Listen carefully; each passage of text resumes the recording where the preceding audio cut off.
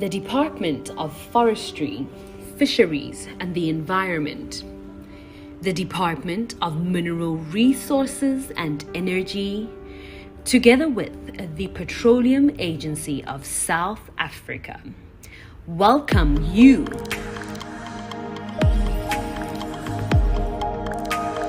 to our first pre-colloquium event of 2022. Together, paving the way for a national dialogue on the sustainable development of oil and gas projects in South Africa. Join us here today as we unpack how South Africa's climate change commitments translate to our energy policies. This is part of a series of events which will culminate in a joint DMRE DFFE colloquium later this year. Transitioning to a cleaner energy future.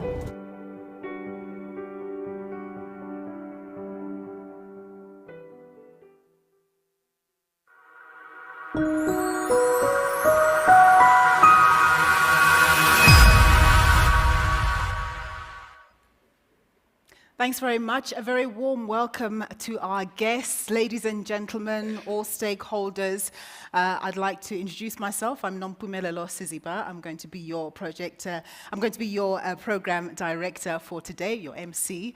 The Departments of Mineral Resources and Energy and the Forestry, Fisheries and the Environment are driving conversations that we're going to be having today around investment in and the development of oil and gas assets or potential assets in South Africa. They're looking at investment in an indigenous oil and gas industry which will have all sorts of benefits for the country. And of course this is as South Africa looks to also combat climate change and its impacts. South Africa, of course, as you know, is a signatory of the Paris Climate Accord.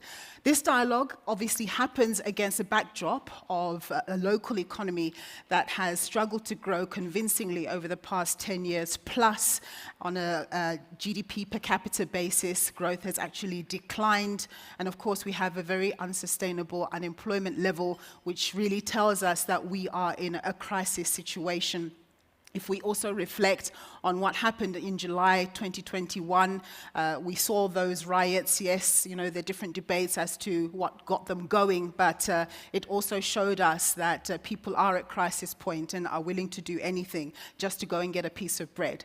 Of course, there is an absolute base case to talk about what South Africa needs to do to stimulate economic growth in the country, given our woes, our socio-economic woes, and looking at the oil and gas sector is one of those. And of course, there's literature out there in government documents that indicates that some 130,000 jobs could be created in the oil and gas sector if the potential that is currently appreciated was to be fulfilled.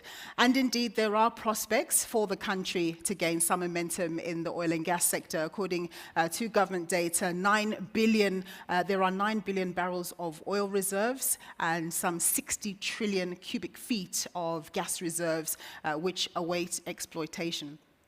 If exploited, an indigenous oil and gas industry would be beneficial, of course, for the taxman. It would also be very beneficial from a balance of payments perspective because it would hopefully mean that we rely less on imports coming in. And also it means, of course, that we could benefit from export where we have surplus, making the assumption that obviously anything that we do produce locally is going to be filtered into the local economy, and any surplus goes offshore, as we see, for example, with our farming sector, our agricultural sector. We do see that, for example, we're big producers of maize, and where we have surplus, we then send it off to other destinations. Of course, some communities have raised concerns about seismic surveys and their impacts on the marine ecosystem and their impacts on the livelihoods of fishermen and so on and so forth. And these are tensions that have to be discussed, and those fears need to be allayed as we look forward to the bigger picture of boosting economic growth. At an Africa-wide level, the African Energy Chamber does suggest that it's going to see a lot more investment on the African continent in the oil and gas sector, simply because there has been sort of like a subdued approach to investment, what with COVID-19 and all of that, and the physical inability to get to places to do due diligence and so on and so forth. But they do see that over the next number of years, there's going to be a boost in investment, and why not South Africa enjoy that type of attention. And of course, what we're seeing now is that with the energy crisis in Europe, there seems to be a different view about gas. You know, is it dirty or is it not? Before it was deemed to be dirty, but now it seems as though at the G7 level, generally in Europe, there seems to be a view that gas is not so dirty. And we know that Europeans are going to be looking to tap on gas resources wherever they can, and no doubt they'd be prepared to invest in it. And also, I suppose it means that it's going to make access to financing for gas projects, for example, that much easier as compared to oil, which is dirtier. In today's proceedings, we're set to get a flavor of what government's policy is around the oil and gas industry. So we're going to be having members from the DMRE as well as the DFFE speaking to us about what the policy is. We're also going to get a reiteration of what the government's policy is around climate change.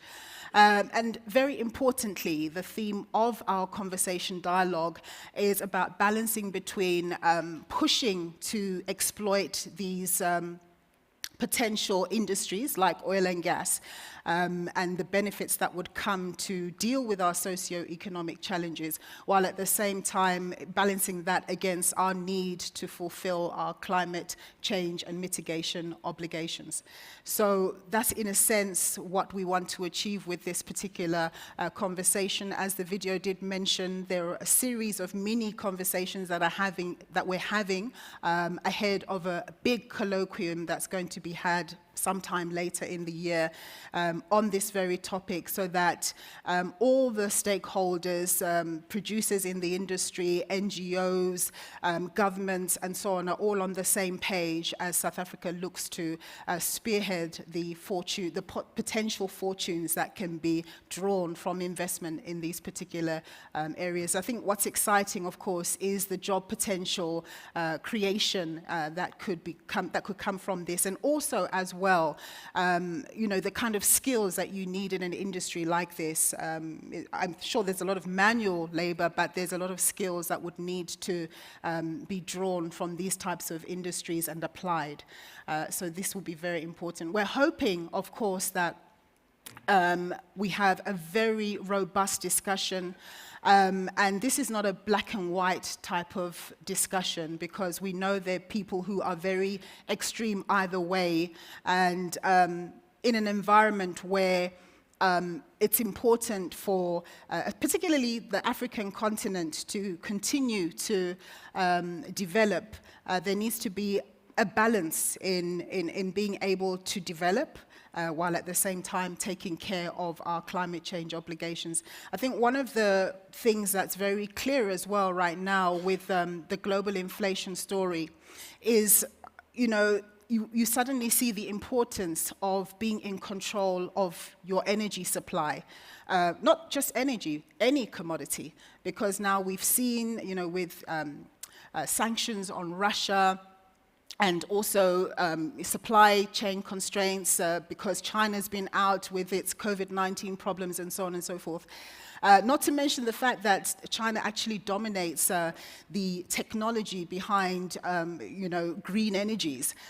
So all of that means that we're living in an inflationary environment, and when we have to depend on other nations for these supplies, it means everything is more costly. So an argument for us to be invested in the oil and gas area is that we ensure that we're able to supply for ourselves and hopefully benefit as well from revenues that could come from potential export.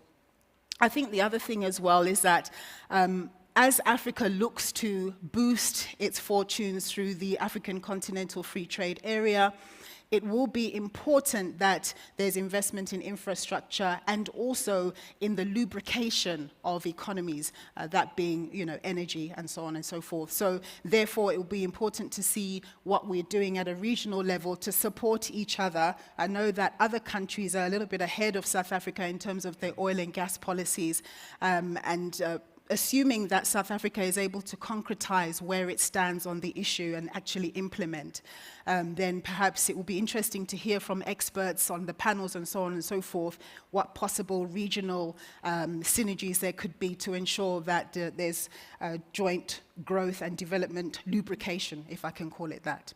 Okay, so those are my opening comments, and this is basically the backdrop of what we want to be speaking to. In terms of housekeeping rules, please can we ensure that we have our cell phones on silent so that we're not disturbed as proceedings continue. And I trust that you know where the lavatories are. You can ask at the reception and you'll be duly directed. I know where the ladies are.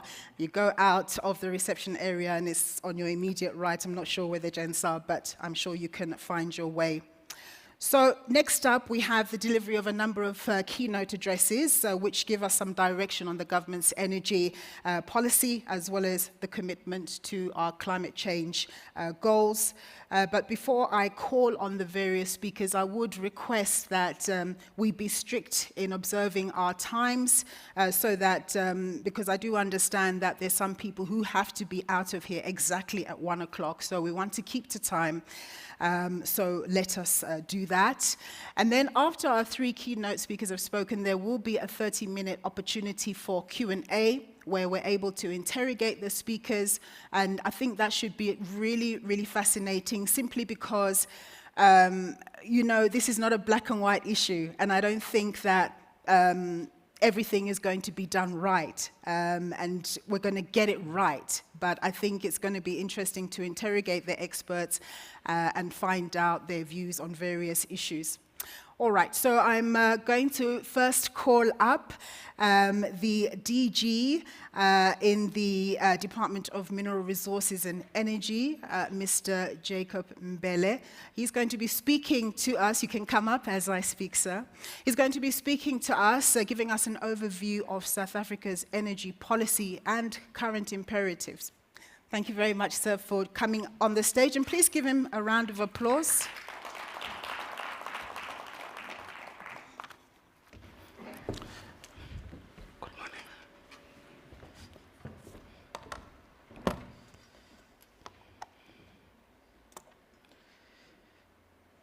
Thank you, Program Director.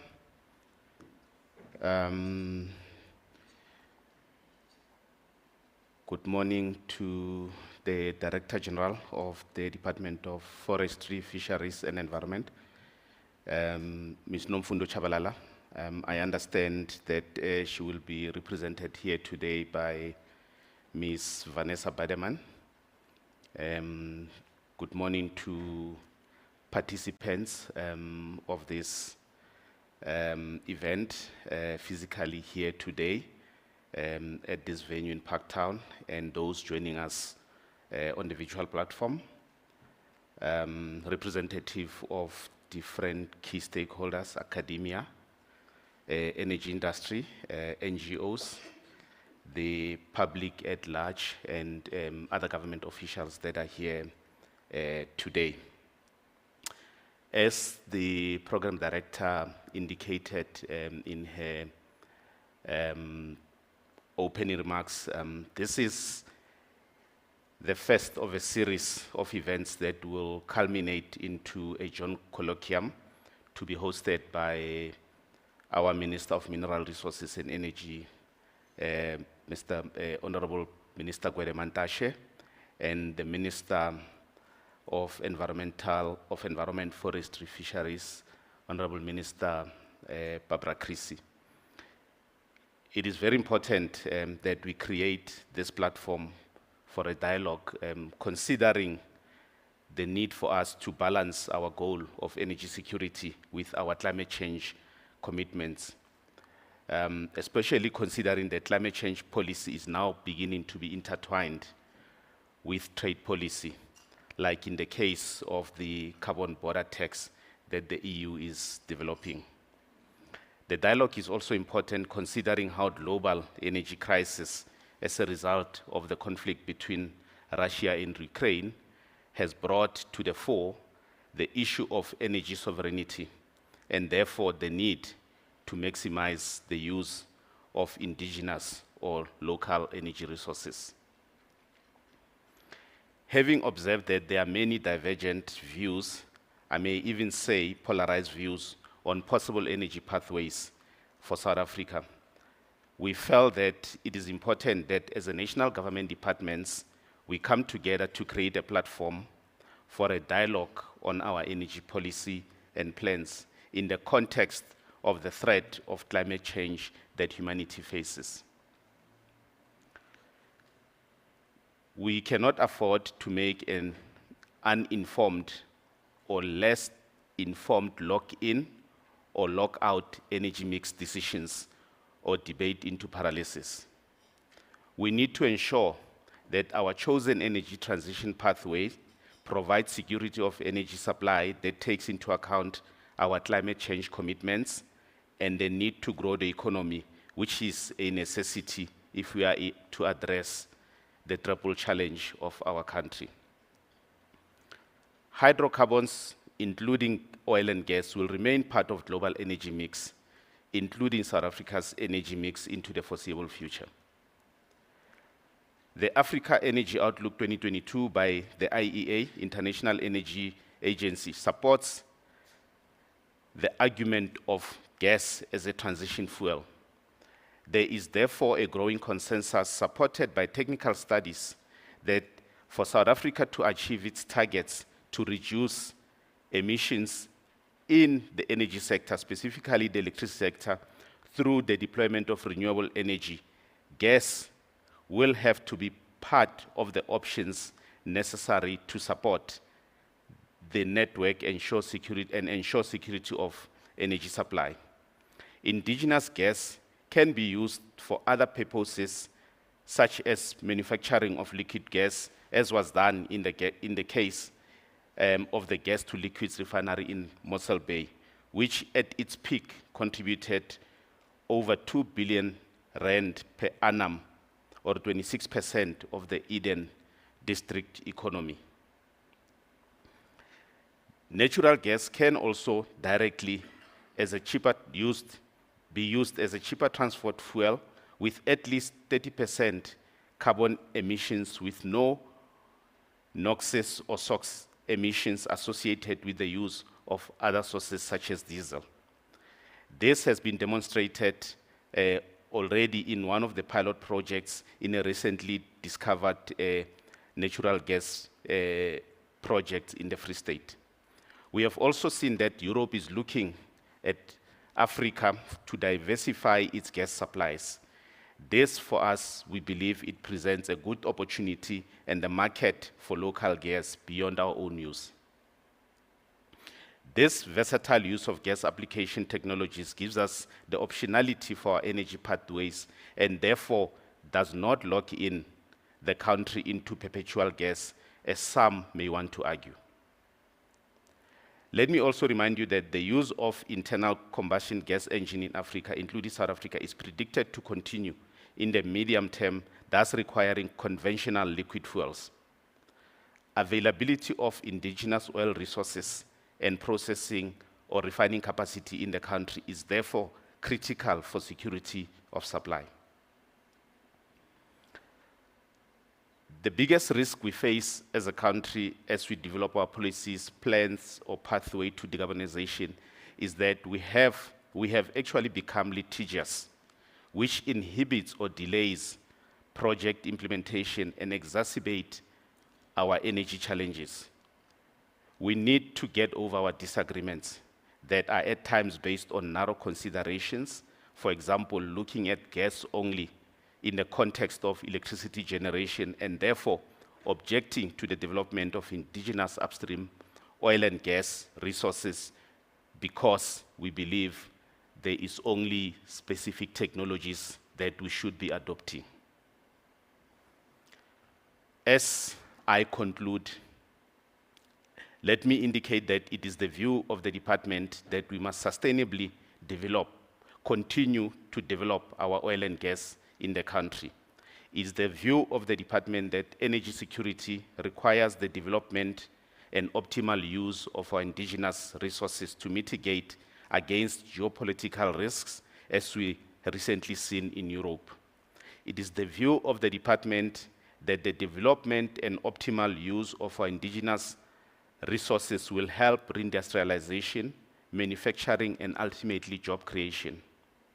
It is the view of the department that the development and optimal use of our indigenous resources will help reduce exogenous shocks such as commodity price and foreign exchange rate fluctuations are rising from importing of primary energy sources. As a department, we are looking forward to the engagements and the outcome and the direction that will come from these discussions. I thank you.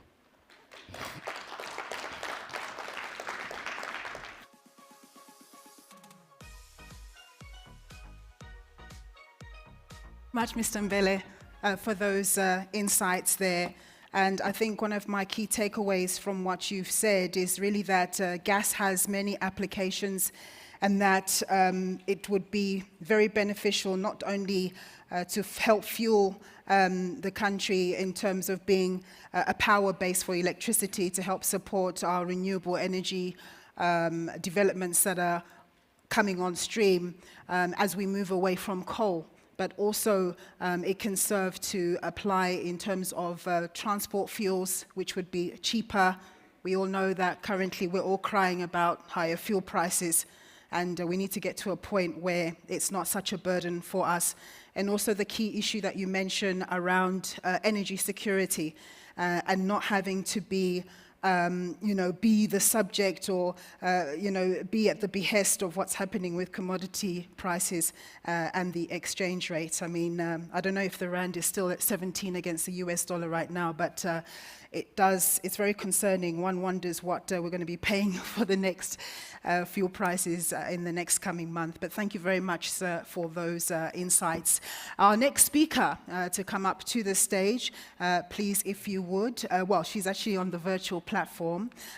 She is Vanessa Bendeman. She's the acting DG at the Department of Forestry, Fisheries and the Environment.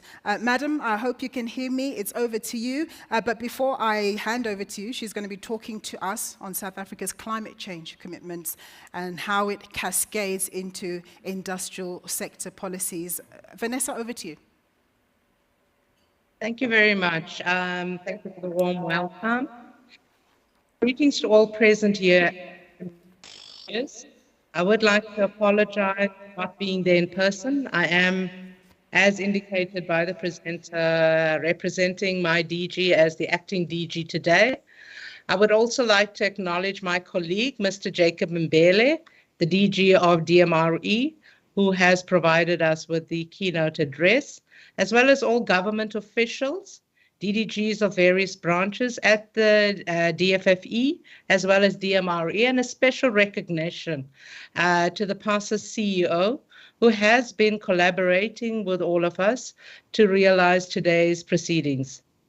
It is also important for us to note and appreciate our stakeholders in the oil and gas industry, as well as the interested and affected groups from differing disciplines that are joining us here and via the virtual platform.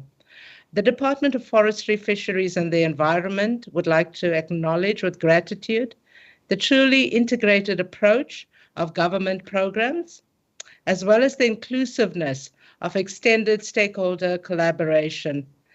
As DFFE, we would support this first information sharing session We also hope that it will develop into a vehicle to ensure sustainable development and a collaborative growth of the country's economy.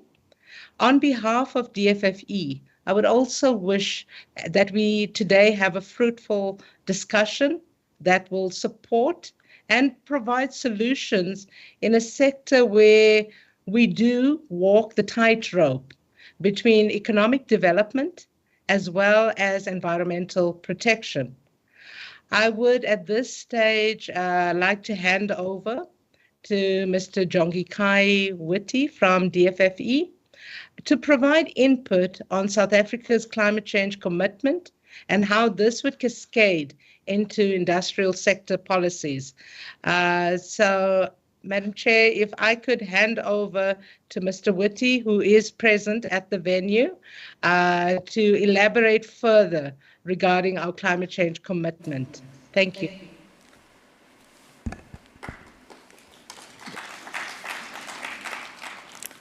Thanks, Program Director. Good morning to you. Good morning to the two DGs. Good morning, colleagues. So I will be talking about the link between, climate change as well as the energy sector. In particular, the kind of policies and measure instruments that we'll be using to address climate change, looking at the energy sector. So it's just worth noting that the oil and gas sector is an integral part of our economy and has played a significant role in satisfying the petrochemical demands of the country over the years. In order to meet South Africa's communicated climate change objectives, which is the nationally determined contribution that was actually concluded last year, which outlines our emission targets for 2025, that we will have to be at around 512 million tons economy-wide, and by 2030, we should be at around 420 million tons or less by 2030. So those are the economy-wide carbon constraints that we'll have to meet. So it's very important to understand that there's a series of sectoral policies and measures that are crucial for us to achieve these objectives. And some of them are, of course, at least the dominant of them are in the energy sector. That will assist us, to achieve our objectives and targets. So the question is, what are the policy instruments that we are using, building on those policies and measures to reduce our greenhouse gas emissions? One of them is what we call the low emissions development strategy. That strategy was approved and submitted to the UN in 2020. It outlines for us what we call the mitigation system for South Africa, which comprises of three instruments. One is what we call the sectoral emission targets. So what do we mean by the sectoral emission targets? So those are qualitative or quantitative carbon constraints that are developed based on, the policies of a particular sector. For example, in the case of the energy sector, we will rely on policies and measures such as the integrated resource plan, the energy efficiency strategy, and others, teasing out from them, the objectives and targets from those posts to define what those targets could be. We do that so that we can assess whether, if we look at those objectives and targets, do they assist us to meet our NDC or not? If the answer to that is no, how can we increase the ambition on those so that, we get to the level of emission reduction that is desired so that we keep within our NDC. These sectoral emission targets, which we call SETs for short, will be determined over three 5-year rolling periods. So the first commitment period for them will be from 2023 to 2027. Then after that, we'll review to what an extent have we met our targets and assess whether we need to up the ambition or not. Of course, as I indicated, there's a series of energy-related policies and measures that will assist us with that. It's worth also noting that these policies and measures do not necessarily need to be, quantitative. Some of them could be qualitative. The simplest example to think of is if you look at the building standards.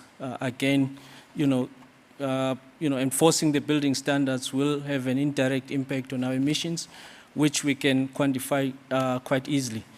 So that is just one example. Of course, if one looks at, as I mentioned, the energy efficiency strategy, that has implications also for the oil and gas industry, in the sense that, the powering of those operations, if it can be done in an energy efficient way, will assist us to reduce our greenhouse gas emissions for that sector. There's quite of interventions looking at, the electronic motor systems, variable speed drivers, and energy efficiency in the utility systems that are used.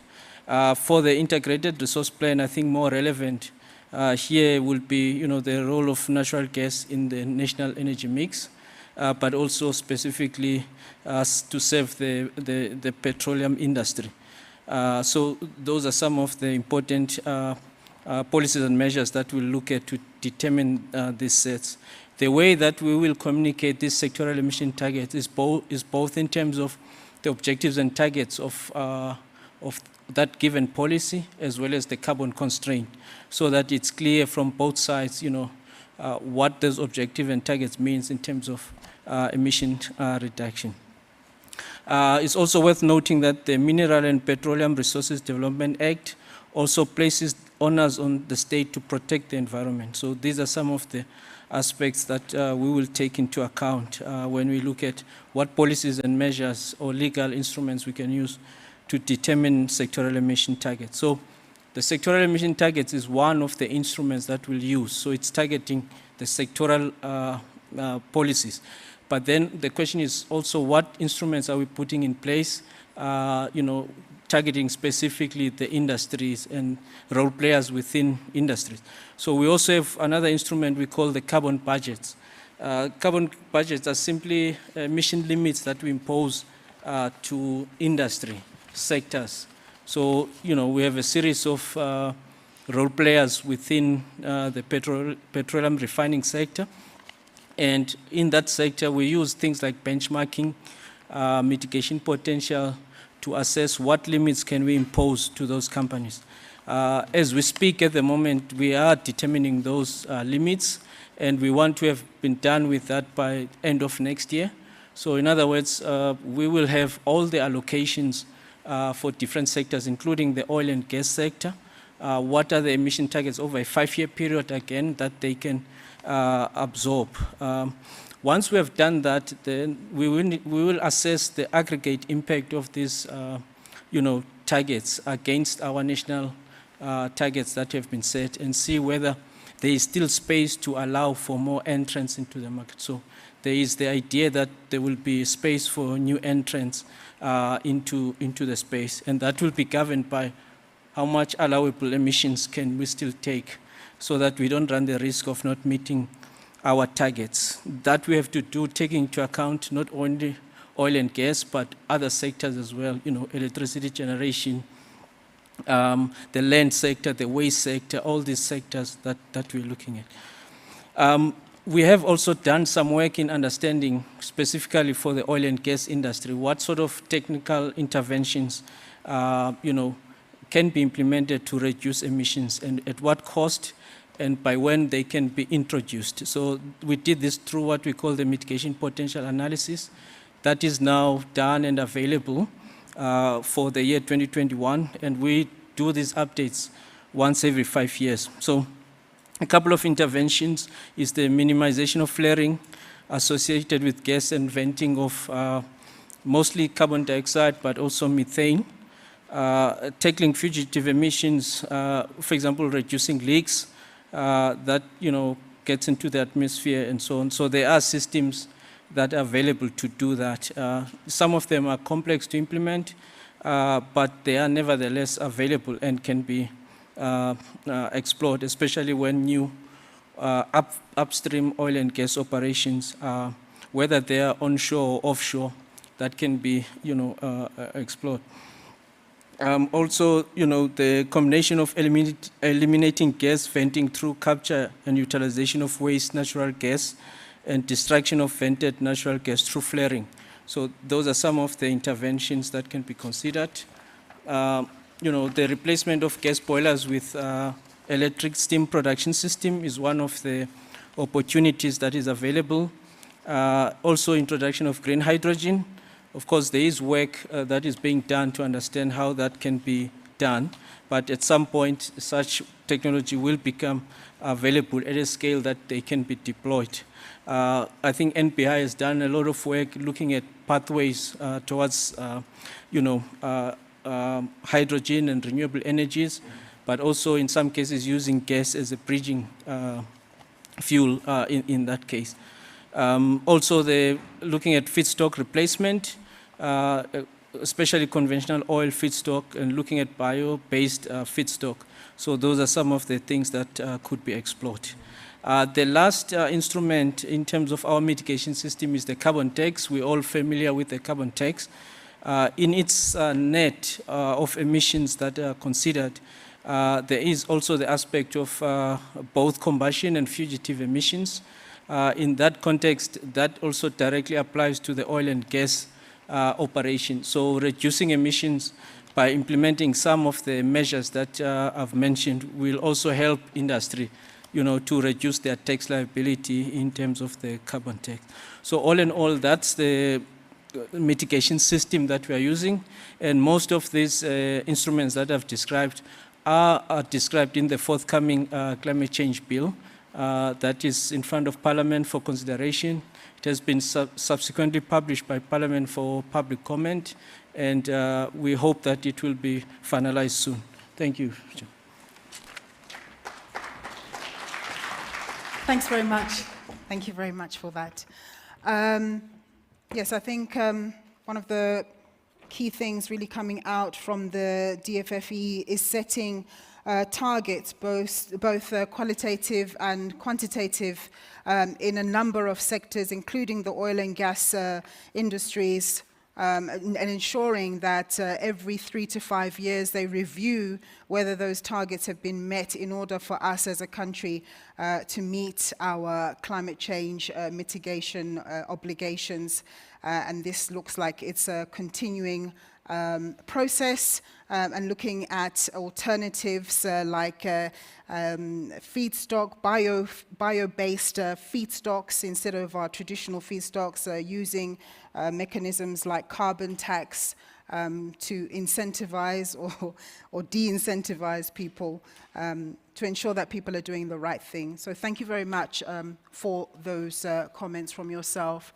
And then last but not least, in our first segment, we're going to have a discussion or a presentation on the just energy transition, considerations of the energy mix in the South African economy. That's coming from Professor Lwazi Ngubevana. He's from the University of Wits. Please come up, sir, and tell us about what you have on your mind. Thank you so much. Please give him a round of applause.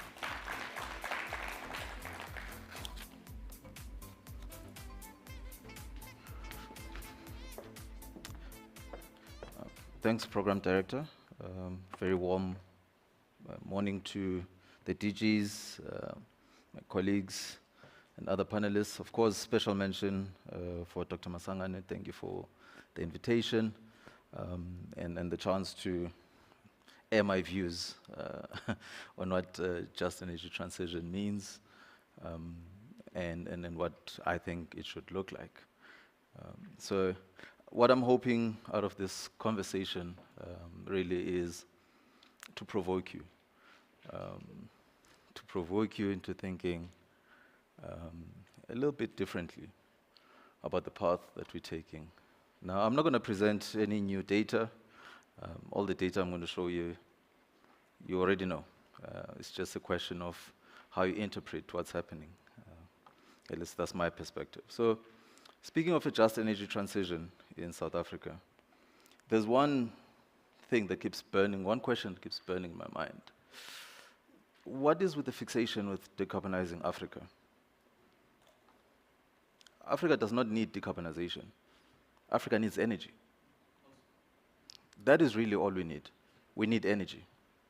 Now, does that mean we should forget about doing renewable energy? Of course not. Does it mean that in the long run we don't move to a low carbon economy? Of course, that's not what it means. But what we need right now, our biggest challenge is energy, not decarbonization. Maybe I can stop my presentation right there, and we can chat. So when you speak of a just energy transition, I can't help but ask, what is just? Really, what is just?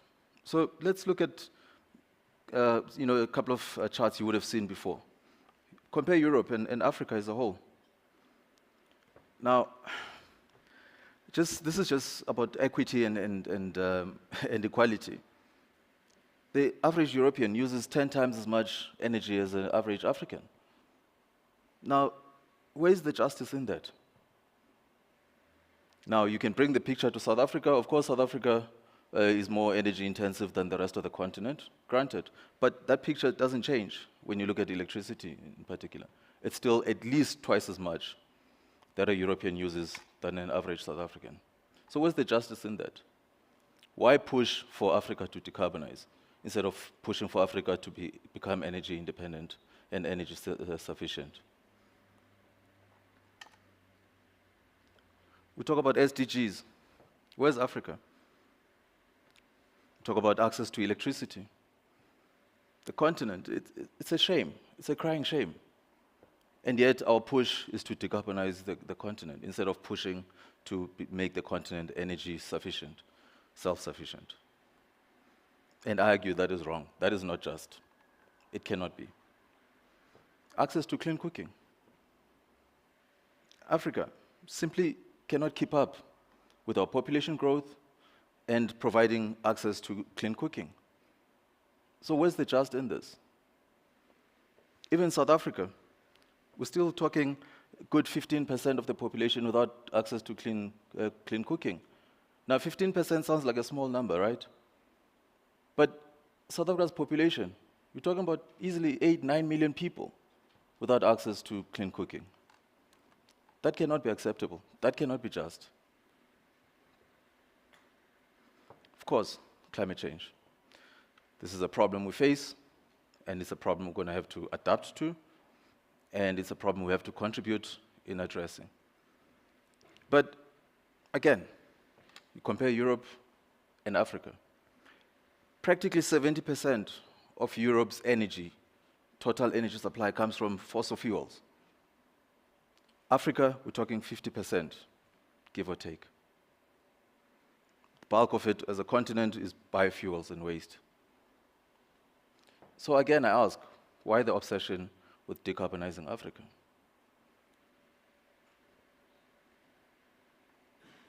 Apologies, I've frozen this. CO2 emissions, you've seen this. If you look at the numbers in terms of pure numbers, a continent of over 1.4 billion people, whether you're looking at oil or coal or natural gas, we are nowhere near what Europe emits, with almost 3 times the number of people. And yet we're obsessing about decarbonizing Africa instead of making Africa energy independent. And I argue this is not just. Of course, you've seen all of the headlines. Let's talk about hypocrisy. Look at price of coal. These are all public figures. Price of coal in the last year has gone up 200%. And of course, most of South Africa's coal is exported, or at least the good stuff is exported. Where to? Europe. You look in the last 3 years, it's a consistent rise in the price of coal. This has nothing to do with the Russia-Ukraine conflict. Of course, it's used as the excuse that we now suddenly have to reopen our coal-fired power stations and all of that. But the trend is right there. It shows you it has nothing to do with what's happening in Europe, or rather in Russia and Ukraine. It's about energy security. That's what this story is. Their demand is not changing, but we need to lower our demand as a continent. To me, that is simply not acceptable. Now, you may disagree with me, and that's okay too. But this is what the data tells me. This is about energy security. It has nothing to do with what's happening in the short term. The trend is clear. You've seen the headlines. In April alone, we exported 10 times as much coal to the European Union as we did before. US, they're burning as much fossil fuel as they did in the longest time. You look at other headlines.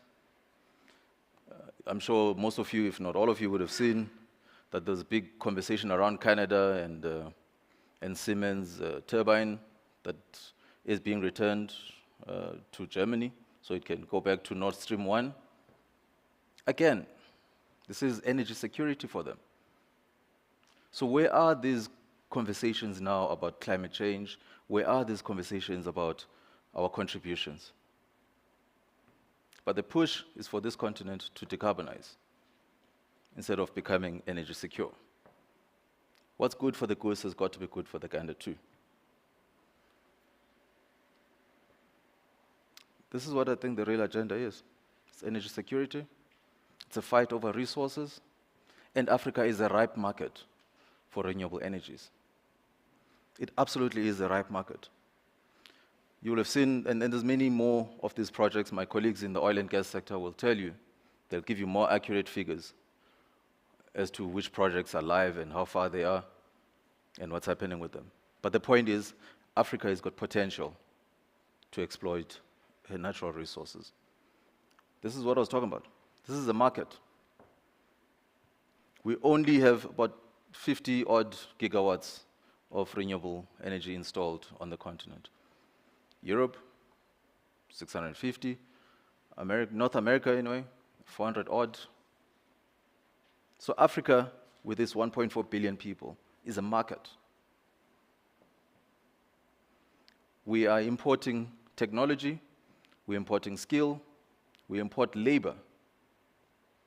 The moment you shout localization in renewable energy in this country,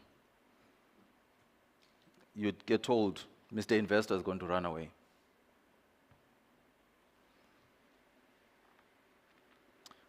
I've complained. The question is, so what? The energy transition is happening. It is going to continue happening. We can't avoid it. But what do we do then? I think it begins with anchoring everything we do on our own selfish needs, in our national interest, in our continental interest, which is energy security. That should be our North Star, energy security. All our policies and all our actions should be centered around energy security. And it begins with ownership. We need to own our resources, the land. We need to own the resources under the land. Our oceans, we own them. The resources in the oceans, we own them. And more importantly, we've got to own the agenda. We've got to set the agenda for how and when we transition, not to follow in step in someone else's agenda. We've got to own our policies and not have our policies being driven by outside influences, have our policies determined by paid consultants. We've got to talk equity if we're talking energy transition.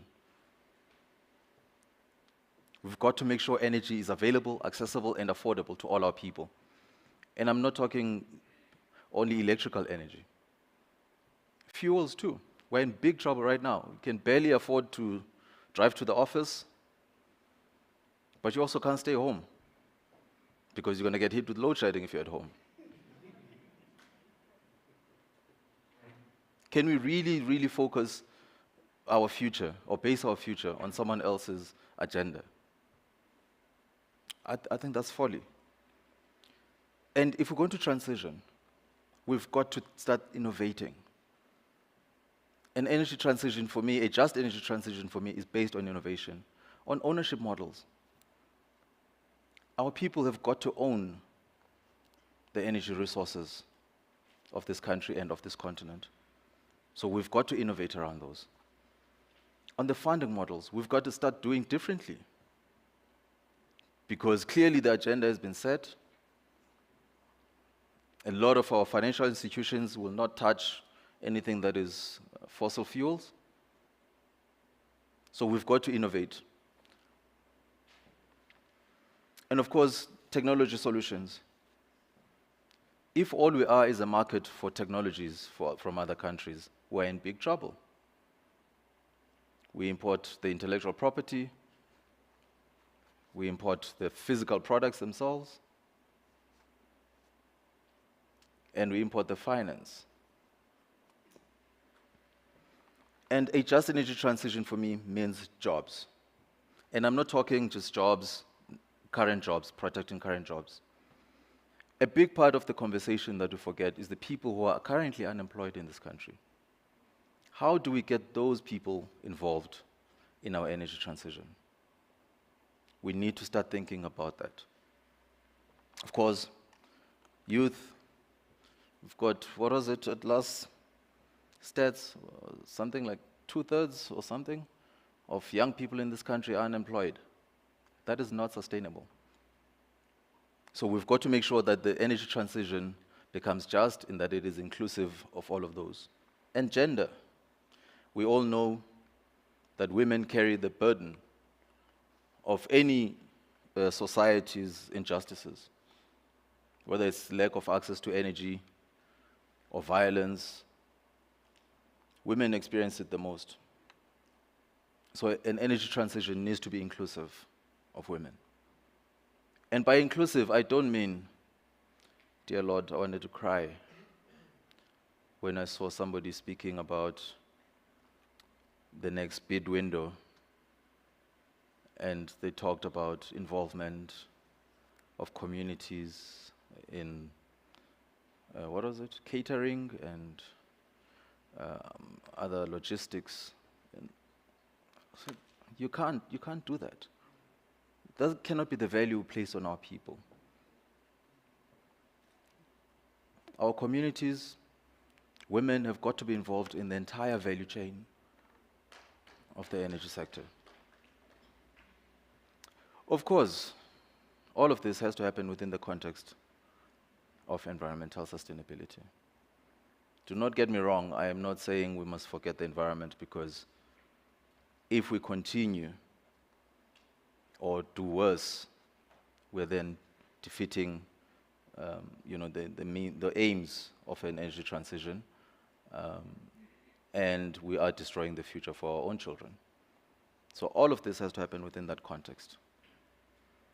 Now, what I see is that we actually have an opportunity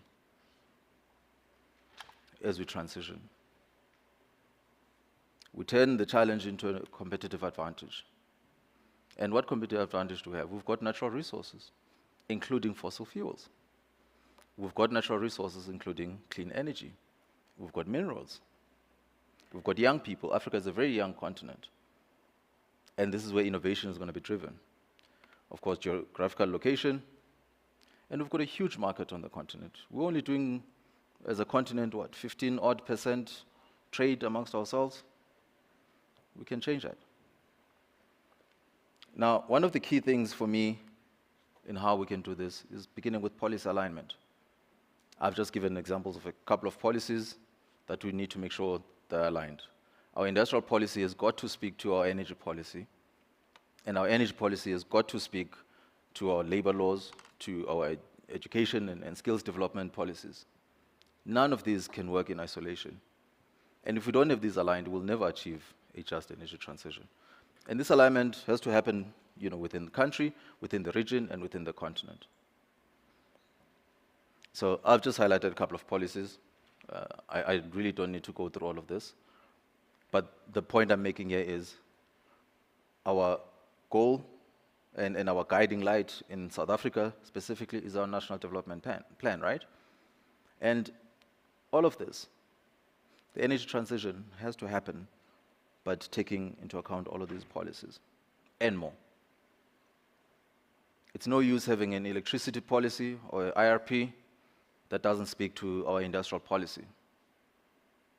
We need to make sure all of these are aligned. And of course, environmental policy. We've got opportunities. You know, we're part of different blocks on the continent, both politically and also economically. We need to use these links because we don't operate in isolation. I've mentioned Africa only trades 15%, give or take, within itself. Now, the energy transition is an opportunity to change that. We need to connect our people. We need to connect pipelines. We need to connect our power pools throughout the continent. We need to move goods. We need to move people, whether it's coal or any other product. We need rail interconnecting the continent. We need roads interconnecting the continent. Of course, we've got to move finance. So we've got to create financial markets on the continent that can finance our transition. But again, very importantly, it's our decision on how and when we transition. Of course, there's other fuels. We're here talking oil and gas. Nuclear. I know this question comes up a lot. What do you think of nuclear as an energy source? My view is, where it makes sense, why not? We need to exploit it because these fuels will ensure our security of supply. You've seen global events, how important it is to become energy independent, or at least self-sufficient.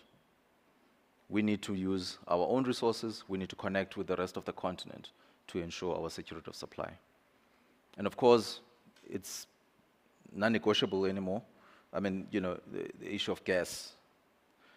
I don't think anyone will really, well, some people have started debating that gas, in fact, isn't clean. But wait, Europe now has just said gas is clean. Economic development has got to be central in what we do. And of course, this will ensure we can finance. So I'm on to my last 2 slides, I think. Quickly, our energy profile at this point, we know, given what, 95%, give or take, is fossil fuel based. We can't just drop that. We simply cannot. But one thing that's very encouraging, over the years, we continue to drop our energy and intensity as a country. And I think that's where the focus should be. Efficiencies as we drive energy independence, but not to say we drop our fossil fuels based on someone else's agenda. How would this mix look? My colleagues who do energy modeling will give you much better figures than I can, but our future is coal, oil and gas. That's non-negotiable. There's huge opportunity for hydrogen economy. There's intellectual property development there. There's development in our mining sector to support a hydrogen economy. But again, we've got to transition on our own terms, out of our own volition. Nuclear has to be part of this conversation. And other renewables, of course, solar, wind, biofuels, waste to energy. All of these have got to form part of our future energy mix. We cannot do one and think we can depend on it. The world has shown it is not possible. And on that note, I'll close off with a very controversial one. How do we finance this? We need the fossil fuels to finance this transition. But also, I'm going to call for climate reparations. Who's caused the damage? And who continues causing the damage? Climate reparations, we need to talk about that. Of course, very importantly, African energy banks is one way we need to, I think, be looking at seriously at how we finance our transition and using our geopolitical and economic ties. With that, I thank you. Thank you. Wow, that was challenging stuff. Very challenging stuff indeed, especially the climate reparations part. We know that the developed world is supposed to stump up some $100 billion US dollars or something like that to help the developing world, meet its climate change obligations, but they seem to be struggling to come to the party. So let's see if we can even have the conversation about climate reparations with them. But I think what's key coming out of your messaging is really that energy security is the key issue, is that everybody has to ensure that they have energy security. The Europeans are doing it, the United States are doing it. We see that US President Joe Biden, for example, he's going to shake his enemy's hand there in Saudi Arabia. The man he said that he would never want to talk to again, possibly to try and drop a hint about cutting oil prices at OPEC level so that life is a bit easier for Americans, and then of course that would affect us positively, but the agenda is an American agenda. Like you say, we have to, you indicate that you feel that we have to own our destiny, we have to set the agenda of our just energy transition. Very interesting arguments about what is just. Of course, that is subjective. We need energy as a continent, not decarbonization, as we currently contribute such a minuscule amount to the global carbon emissions footprint. Very interesting indeed. Thank you very much for those challenging words and insights. So at this point, we're going to come to the Q&A session. So I do hope that you have many questions for us. We only have 30 minutes, which is a little bit ambitious. We already have a number of questions online, but I will take a first question if anybody does have one, if a hand can be raised. If not, then we're going to get on with an online question. Let me just pose that first question. If it is an indigenous resource, then how do we make sure that the indigenous people directly affected by the indigenous resource are included in the decision-making at all levels? Professor Gwebovana, maybe you can start with that. Can you please just go the question again? The Just question make sure I've got it is, right. if it is an indigenous resource, then how do we make sure that the indigenous people directly affected by the indigenous resource are included in the decision-making at all levels? Well, South Africa's got very good rules around consultation, public consultation, and at times I feel we actually do a little too much consultation. No, really, I think we get stuck in a sort of paralysis consultation. But I think very importantly, we need to make sure that the people who live on the land own their resources. We need to make sure that they benefit directly from the resources, that they're not merely spectators, just benefiting off jobs or things like that. We need to make sure that in terms of equity on the projects that happen on their land, that they're involved and that they own it. And it's really a policy decision, in my view, and legislation. Government has got to be firm about the decisions that we take. We've got to make sure that our legislation is aligned with our policies and in line with our constitution, to ensure that everybody, the basis of our constitution is that South Africa and all its resources is owned by the people. Mr. Mbele, I don't want you to dwell too much on the question because I do have several questions from the online platform. Whenever a hand does come up, and do be advised that once you do have a question to ask, you must go to any one of the microphones that are stationed around. So in the middle here, we have one, sir, to your left. And yeah, so when you do have a question, you just get up and go and ask it there, please go ahead and do that. Thank you very much, Program Director. My question, of Please course, introduce yourself, sir. I'm Avuile Kabati. Yeah, I'm Avuile Kabati. My question is actually to Prof. You've raised interesting views, Prof. But I just want to check,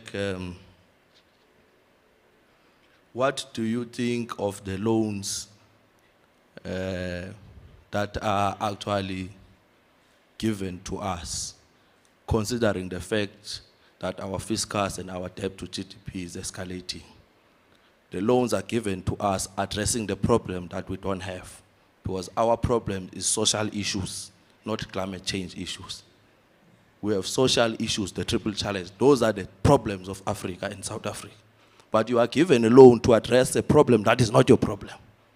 So what is your view on that, Professor? Because climate change is a Europe problem, not an African problem. Because they are the ones who are biggest emitters. They have been industrializing for years using these fossil fuels. Another thing, Prof,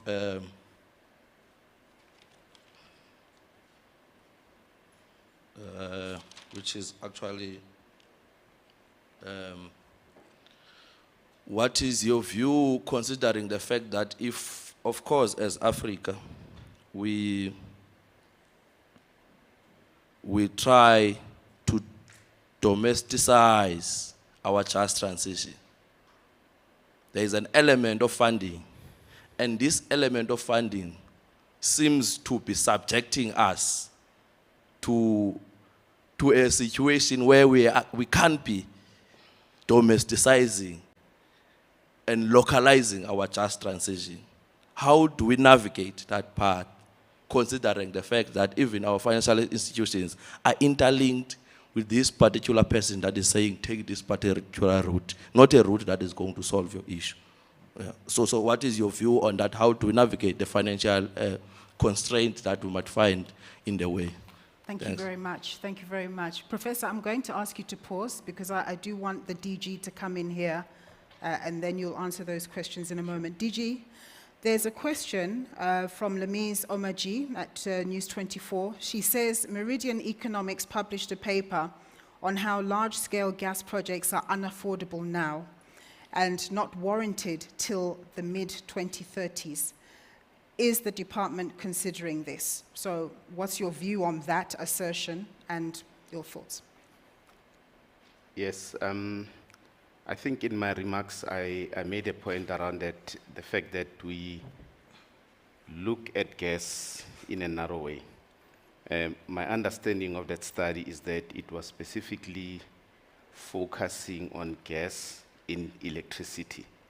So my view is that if we look at gas broadly, and we look at gas not just, we also look at gas in terms of the opportunity that the conflict in Europe has created, because Europe is looking at Africa for gas. You can see that the chance of us looking at gas as a sort of an option that we're looking ourselves in the long term and we're unable to decarbonize is not really true, because the demand in a short space of time, is significant. And if you look at specifically even in the electricity space, the technology that uses gas, most of it, if you speak to technology developers, they are working on technology to make sure that you can actually pivot to things like hydrogen. So I do not believe that a decision to exploit gas now is actually will result in stranded assets. I believe that the market is big enough for the gas to be absorbed. The resource is not infinite. So there is no way. Yeah. And just your quick comment around what Prof said about over-consultation, which perhaps delays us making things happen. The departments of the DMRE and the DFFE, they've decided to hold these pre-colloquiums to get various inputs and so on and so forth as government really solidifies its position on the oil and gas going forward. To what extent can you get the balance right in consultation and then executing? I think it starts with education. We spend a lot of time in consultation because we miss each other in the conversation, right? I mean, we had another similar engagement yesterday with, and I see Mr. Dave Nichols is here. Mr. Nichols Steve Nichols is here. We had another conversation with the Presidential Climate Commission, and we've agreed, as an example, to say there are specific issues that are pain points for many people, but when you look at them deeper, you realize that it's the misunderstanding. So it starts with making sure that we educate each other. When you get at the point of consultation, the basics are there, right? I mean, another example is what the department has been doing in recent months, the minister specifically, where he's been going to the communities in the deep rural Eastern Cape, you know, sharing information about the oil and gas space and the potential and the economic benefits of that. Because what happens is that we go and consult people and make the assumption that they understand what we're dealing with. So if we set that base, I believe that it will significantly reduce the time that we take in consultations, because it will narrow the differences in terms of the opinions. It will not definitely get rid of the, you know, the polarity that is generally there, because we all, you know, I always say in the electricity space, there are those that balance the megawatts, and there are those that balance the rands and cents. For others, it's about market share, while others, it's about security of energy supply. So that will never go away, but the basic education forums like this, where information is shared, and hence we have agreed that we need to engage like this so that we set the base. Okay. Thank you. Prof, thank you very much, sir. Prof, please go ahead and answer the question that was posed by the young economist there. I did note that you took notes as to what the questions were. Yeah. So the first one is on the loans. Firstly, I think let me make this clear. Climate change is not a European problem. It's a worldwide problem. And Africa is going to, and is experiencing, some of the worst impacts of climate change. However, we are not the cause of it.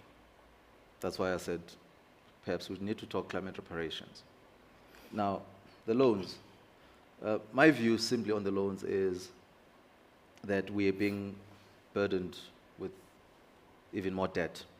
We're already in trouble. We're being given more debt so we can spend on their technologies.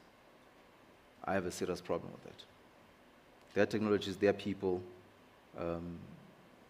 and we are locking ourselves in with these loans. These are not free gifts.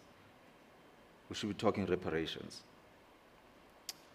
The domestication of the just transition and the finances, that's always going to be difficult. And in this case, you can expect a lot of backlash. It is very difficult, as I pointed out already, to finance fossil fuel projects on the continent. However, all this is going to take is bold leadership. You know, countries and the regions on the continent and the continent as a whole taking a stand and saying, this is what we're going to do. I mean, I read a few weeks ago, India is reopening, 100 or so coal mines. Their leadership has decided this is what they are going to do. And Africa needs to do exactly the same. South Africa needs to do exactly the same and make bold decisions and say, this is the route we are going to take for our own energy security. And yes, we do need our private sector, in fact, specifically the, our financial sector, to come on board on this. Why don't we make it conditions of trade on this continent? You want to do business on this continent, you support the continent's agenda. We need to stop being apologetic. All right. Any questions from the floor? Sir, please go ahead. Please introduce yourself. Thank you very much for the opportunity, Program Director. My name is Farai Chireshe from WWF. I do have a couple of questions, and the first one is just to follow up, DG, on gas, and you did mention that there's a demand and opportunities to to transition to other sources or such as hydrogen in the future. But if we look at domestic oil and gas infrastructure, these are usually processes that take quite a lot of time from project scoping to until that oil and gas is actually available for us to be used within our systems. And there's a usually long lead gap. We're talking about 10 to 15 years in some jurisdictions. So the timelines where we're actually going to see or domestic oil and gas is actually going to be far off. So my question is this: obviously, you're talking about markets to Europe where this gas has been, is being talked as being deemed green. But one considerations with the Europe there are stringent criteria that they've put through to say, this gas needs to have, these plants need to shut down by a certain time. So here's the department considered that, by the time we've got our gas, it is possible that those markets out there they are not going to be available. That's one. So risking our assets and leaving them as stranded assets. And then considering the transition to green hydrogen, we're only looking at certain aspects of the value chain, whereby, let's say, if this gas is used for electricity production, you're using hydrogen. But what about all the investment that has happened in the back end, the drilling and so forth, and that infrastructure? That would no longer be used and would therefore be stranded. So I think it's quite our concern that gas is going to be stranded in that way. And then, Prof, I do agree with what you have said. Africa does need energy. But is it not an opportunity for us to show leadership, climate leadership, and really move forward in developing our renewable energy resources? I do agree with all that you say, is we really need to take in ownership of that. And the climate repatriations you're talking about, they do need to happen and shouldn't be in the form of loans, as you said. But I think as the continent that's really vulnerable to the worst effects of this, I think we shouldn't be adding to the problem, but seeking solutions and trying to do that in the best way we can. So, yeah, I think those are my questions. Thank you very much. Thank you. Sir? Okay. To the question around stranded assets and markets, I think for me what's important is that government sets policy. And the policy is there to enable. Investors make investment decisions. And I believe the concern that he's raising would easily be resolved, because if investors take a view that this is a risky thing to get into, there's not going to be a market, whether the policy allows them to do so or not, they wouldn't. But I think to then expect the government to be prohibitive actually prohibits even the investors to even take a chance. So it does not make sense. So the policies must be such that they make provision and it allows those with the resources to take advantage within, obviously, the constraints of the law, taking into account environmental considerations and all those things. So I think it's the decision to whether take a chance or not is an investment decision. But the policies must not make an investment decision. They must set the ground for investment to come in. Professor? Thanks. So on the issue of showing leadership, climate leadership, sure, there's opportunity to show leadership, but at what cost? At what cost to the continent? It can never be at the cost of our own energy security. That's all I argue for. We can push to innovate in clean technologies, or let me call them lower carbon technologies, because there's no such thing as clean technology. You're not going to get it anyway. You want to go with solar? Where do you think all the components that go into making just a solar panel come from? It's at a cost of, biodiversity and all sorts of other things in the value chain. So let's not, fool ourselves in saying this is a clean technology. There's no such thing. It's lower carbon, sure. So we can certainly show leadership. But it can't be at the cost of our own energy security. It's as simple as that. Should we be looking for solutions? Yes, and it should be local solutions. That's why I say we drive the agenda, we develop our own solutions, and not be importing solutions and skills and finance and everything else. Yeah, I'm looking forward to the panel discussion when it comes. Young man, I need you to come up to the stage. I'm sorry I neglected to register your name. Please come up because there is a question for you. And the question is, it speaks to the targets that you were talking about, the qualitative and the quantitative ones. How are these targets and limits going to be monitored and imposed? Will we have another ESCOM that is non-compliant with no repercussions? Can the DEFF please explain? Well, perhaps you can speak to that because you spoke about targets. Yes. So now you perhaps need to, pardon me, sorry. Yeah, thank you very much, Program Director, for that question. So one of the things we realize is, especially for the sectoral emission targets, is that they need to be anchored within the government monitoring and evaluation system, which gets, updated every 5 years. So what will happen is once we set the constraints, the emission constraints, there will be a formalized reporting program by each department to all the, to the cabinet approval processes. So if there's any non-compliance, that has to be dealt with within the, the cabinet process in place. So that's how we will do that, and that will happen over a 5-year period. So if you look at an entity like ESCOM, so ESCOM will be both assigned a carbon budget.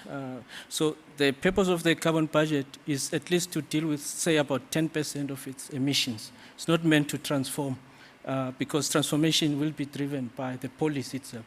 So then one has to look at the IRP with its objectives and targets to say, given there is a process now to look into the IRP, maybe it will come with much more, refined in terms of the decommissioning plan, as well as the mix of energy. Then that gets used to set the targets, and then that's what will be monitored. Okay. One of the things we realize is that if you look at the sector, let's say the energy sector, their core business is energy, it's not emissions. So the way we set the target needs to talk to that. Then we do the assessment of what the emissions implications of that would be. Perhaps you can come and sit next to me. Thank you very much for that. And then, okay, so Mr. Mbele, we are fast losing refineries in South Africa, and there's doubt in the continuity on the remaining ones. At the same time, big discoveries locally and in Namibia. Where are we going to process the oil and gas if we are allowing refineries to disappear? Excellent question. And secondly, financiers do not want...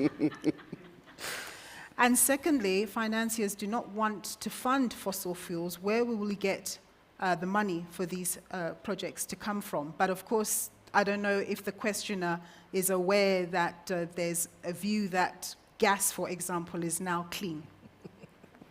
Yeah. Look, it's a tough one. There are ongoing discussions with the major players in terms of the refining capacity in the country.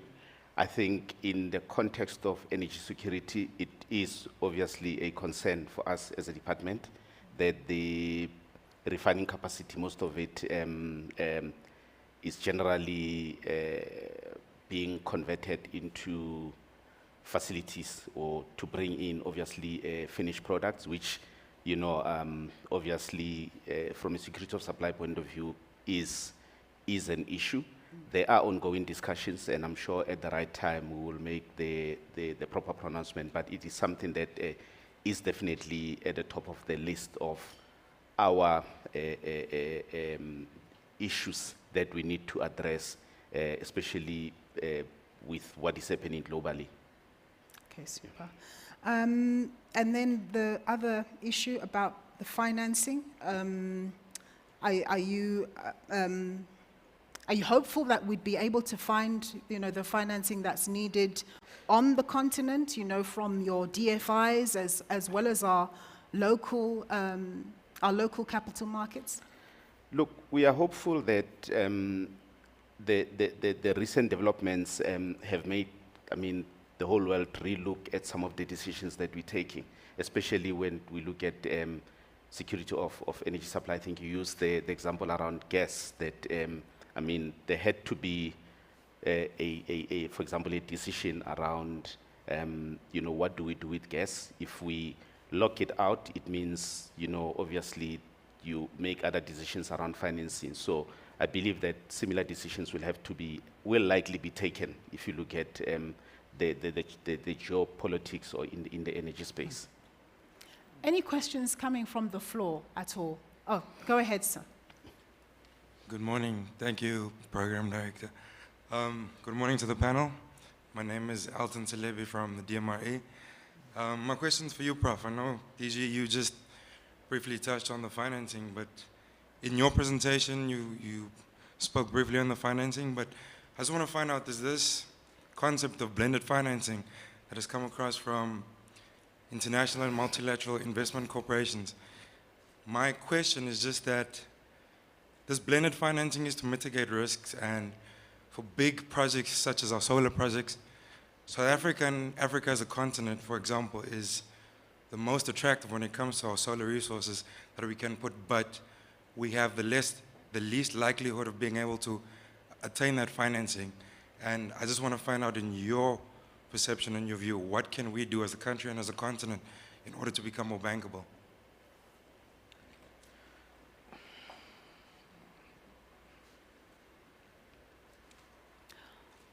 Yeah, please go ahead and ask the next question. Okay, greetings everyone. My name is Ulwazi Ntombela. I'm from the South African Youth Economic Council. So firstly, before I ask my questions, I just want to note that I'm not seeing a lot of young people here, but we are discussing the future of Africa and South Africa in particular. So for the events organizers, for the next events that they hold, we want to see young people in the room discussing problems of the future. So can they please just note that? My first question is going to be to the DFFE with regards to the hydraulic fracturing publication that they posted 2 days ago, or yesterday, I'm just not too sure. I think it was 2 days ago though. So exactly what are you trying to achieve with this public consultation? Because in your website it's not clear, because when we try, and also when we are trying to put our comments there, we're not understanding exactly what you want to achieve with this. It now seems like as if it's another stumbling block, or it's another stumbling block to development. My other question is towards the DG of the DMRE. In your presentation, you mentioned litigation as an obstacle to development towards oil and gas, right? What is the plan of the DMRE to overcome this obstacle besides these pre-colloquiums and colloquiums? Because we need to have a clear and set plan besides us continuing to do consultations, because those can be viewed in two different ways. I can consult, but then you might think I've not consulted sufficiently. So what is the department's plan, which is that they're going to put into policy, which is going to deal with the issue of consultation? And thank you very much, yeah. Thank you. We'll take a last question from the gentleman on the floor. We're left with less than 5 minutes, so please ask your question and we'll see how we manage. No, thank you so much. I think my question is going to go to Prof. Ngubevana and the two DGs from both ministries. Firstly, we note all the developments that are taking place globally. I mean, Germany has spent the past 2 decades investing its, I think about $8.5 trillion in renewable energy, but today they've ramped up their coal imports from South Africa. And there's a lot of issues taking place globally, particularly around the question of energy. What would an ideal South African voice look like going into COP27, taking note that it's happening this year and it's taking place in Africa? That's number one. But secondary to that, I had the privilege of witnessing the closure of 3 units in Hendriana Power Station. And it would have been good to invite unions to be part of this conversation, because the just energy transition, if it's not managed well, it hits hard on the workers. Because the Presidential Climate Commission will attest to this. When you close down a coal-fired power station, there is an initiative to reskill these workers. Most of them are reskilled to go work in the farms. But the conversations that are being raised by unions now is that you found someone who was working in a coal mine or who was working in this power station, earning a salary of about 12,500, but today they are now farming and they are earning way less than what they were earning. How then do we ensure that this just energy transition, should it take place, does not affect the livelihoods of people? I think that's going to be very critical. The last question, it's going to speak to the integrated approach between departments. If you speak about sustainable development of oil and gas, you have to take into account that the process of issuing licenses, or at least rights so that investors can start with their exploration processes, do not have to be long. There is an issue that has arisen now with NEMA, where, for instance, I would go to the DMRE and I would get a permit, but I still need to go to the Department of Environmental Affairs. And that has been an issue. So is there an approach to address that issue? I know with the MPRDA, DMRE had the right to at least issue out the permit in consultation with the DFFE, but now the process has changed with NEMA. What is the government doing to ensure that at least there is a one-way stop for every requirement that is needed for a license to occur for investors? But secondary to that, the Shell case is a typical example of that. What are we going to do to ensure that people who were issued licenses maybe a decade ago, for instance, are still able to make use of those licenses? Because I know there's an issue with the card and the book. Is there at least an initiative from the government to address that so that investments could at least be taking place and ensuring that there's economic growth in the country? Thank you. Thanks, Abuti. Thank you very much for those questions. I think the fact that the DMRE and the DFFE are working together on this particular colloquium shows that, you know, they are able to work together, and perhaps they do need to create that one-stop shop that you're talking about. Gentlemen, I'm not going to prescribe. Please jump at anything that is pertinent to you. I'm perhaps going to start with you to just respond, and then, yeah. Leave it to Prof and the DG to give their last comments on the questions. Yeah, thank you, Program Director. Yeah, I'll be very brief on some of the questions that were raised. So on the first one around the publication we made around hydrofracking, again, the idea or the purpose of the department was, you know, to communicate what are the modalities and rules to manage that. I think if we don't do that and show, you know, action, we will be criticized, we'll be the first to be criticized. So that's what we're trying to do. And the process, you know, we're not dictating and we're not wanting to be seen as a stumbling block to development. But there are key, you know, environmental principles as captured in the NEMA that we need to abide by. And the process is open for people to make comments and, you know, if they have different views. The question around the key messages going to COP27, I think most of the COP aspects have been addressed, but I think there are two areas that still need to be addressed, which are pertinent for Africa. One is the commitment that developed countries made around financing, you know, the transition in terms of particularly mitigation, because as the Prof said, you know, the historical legacy problem emanates from years of developed country banning fossil fuels. So this is something that as Africa as a whole, we need to, you know, amplify the message around that to compel developed countries to commit to that funding. The second area is around adaptation. I know this is being addressed through what we call Article 6, which is looking at market mechanisms to, you know, facilitate implementation of mitigation projects, but linked to that, there are proceeds that are linked to adaptation that helps to fund adaptation projects, particularly in developed countries. That needs to be amplified, and Africa needs to speak with one voice, you know, to address that and make sure that happens. On the issue of the just transition and, you know, the impact and the risk associated with that. Around 2018, what we did what we call a national employment vulnerability assessment, asking the question, if we do transition, what are the risks, particularly around jobs and livelihoods that we're likely to face? So, you know, we looked at 5 value chains: the petroleum value chain, the coal, tourism, and petroleum-based, transport-based, transport, including agriculture. So, and we came up with then what we call sectors job resilience plans, where and they are locations-based. So we know exactly, for example, in Mpumalanga, what are the interventions that we need to implement to protect those jobs and livelihoods? The issue, however, is what are the funding models to realize those interventions? And that's where we are stuck at the moment. So we need partnerships, public-private partnership to realize some of those interventions. I can just give examples, practical examples. For example, the beneficiation of fly ash, coal dumps, upskilling and reskilling of people.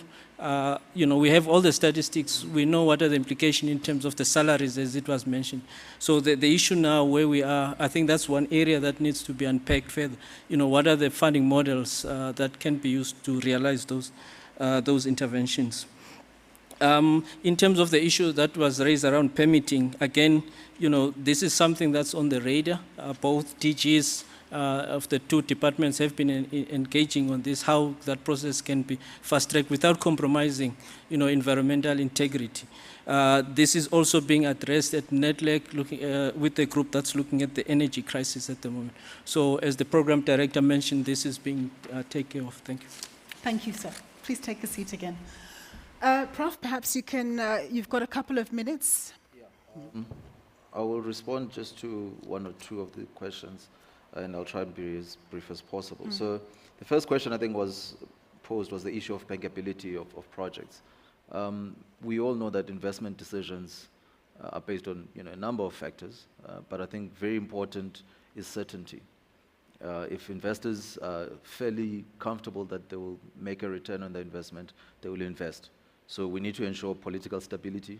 We need to ensure that policy certainty is there, that when a new government comes into place, things don't just change overnight. So for me, I think those are absolutely critical to ensure that we become attractive, an attractive destination as a continent. I really don't think it matters what technology choices we go with.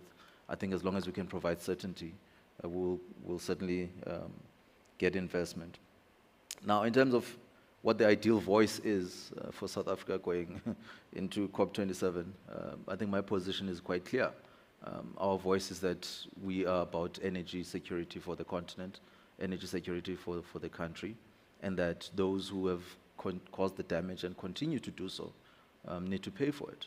I think that's really a position that should become non-negotiable. I think I'm going to just close off quickly on the issue of closing down coal-fired power stations. This is exactly what happens when you don't have a controlled transition, when you don't own your conversation, when you don't own the agenda. This is exactly what happens. These are the repercussions. So we need to do better. And I'm certain the DG can add a bit more to that. Those are challenging statements for you, DG. No, let me start with the easy one then.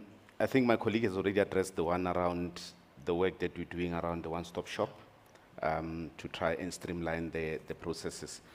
The one around the litigations and consultations, I think as I'd indicated in one of the interventions that what we can do is to, as much as possible, impart information and educate the public. We are obviously not going to stop litigations because, as I said, there are different interests in the different sectors. But what we're hoping is that with the information that we share with the people will be able to engage or interrogate those that come to them and sort of with the idea that they represent their interests. Right? If you're better informed, you are able to assess whether, the people that are coming to you are really representing your interests. So we're hoping the information sharing and these sessions will also close the gaps between us and those that represent some of the communities, and we can minimize. But I don't think we'll get rid of litigations. I think we can only minimize them.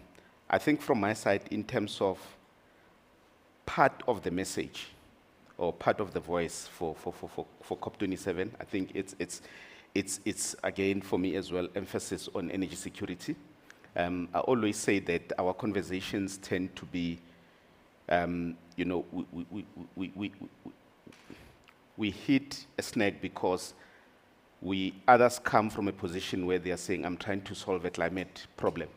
And I'm saying, I'm trying to solve an energy problem, right? So I'm saying, where I'm sitting from an energy point of view, we are for energy security that takes into account our climate commitments, right? And I think if we can all move in that way, you know, and understand what the primary objective is, we will be able to find each other quicker.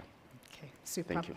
I want to give the floor lastly to Vanessa. She has been listening in and she just wants to give some closing comments. Vanessa, over to you. Thank you very much. I would just like to emphasize on what Jongi would.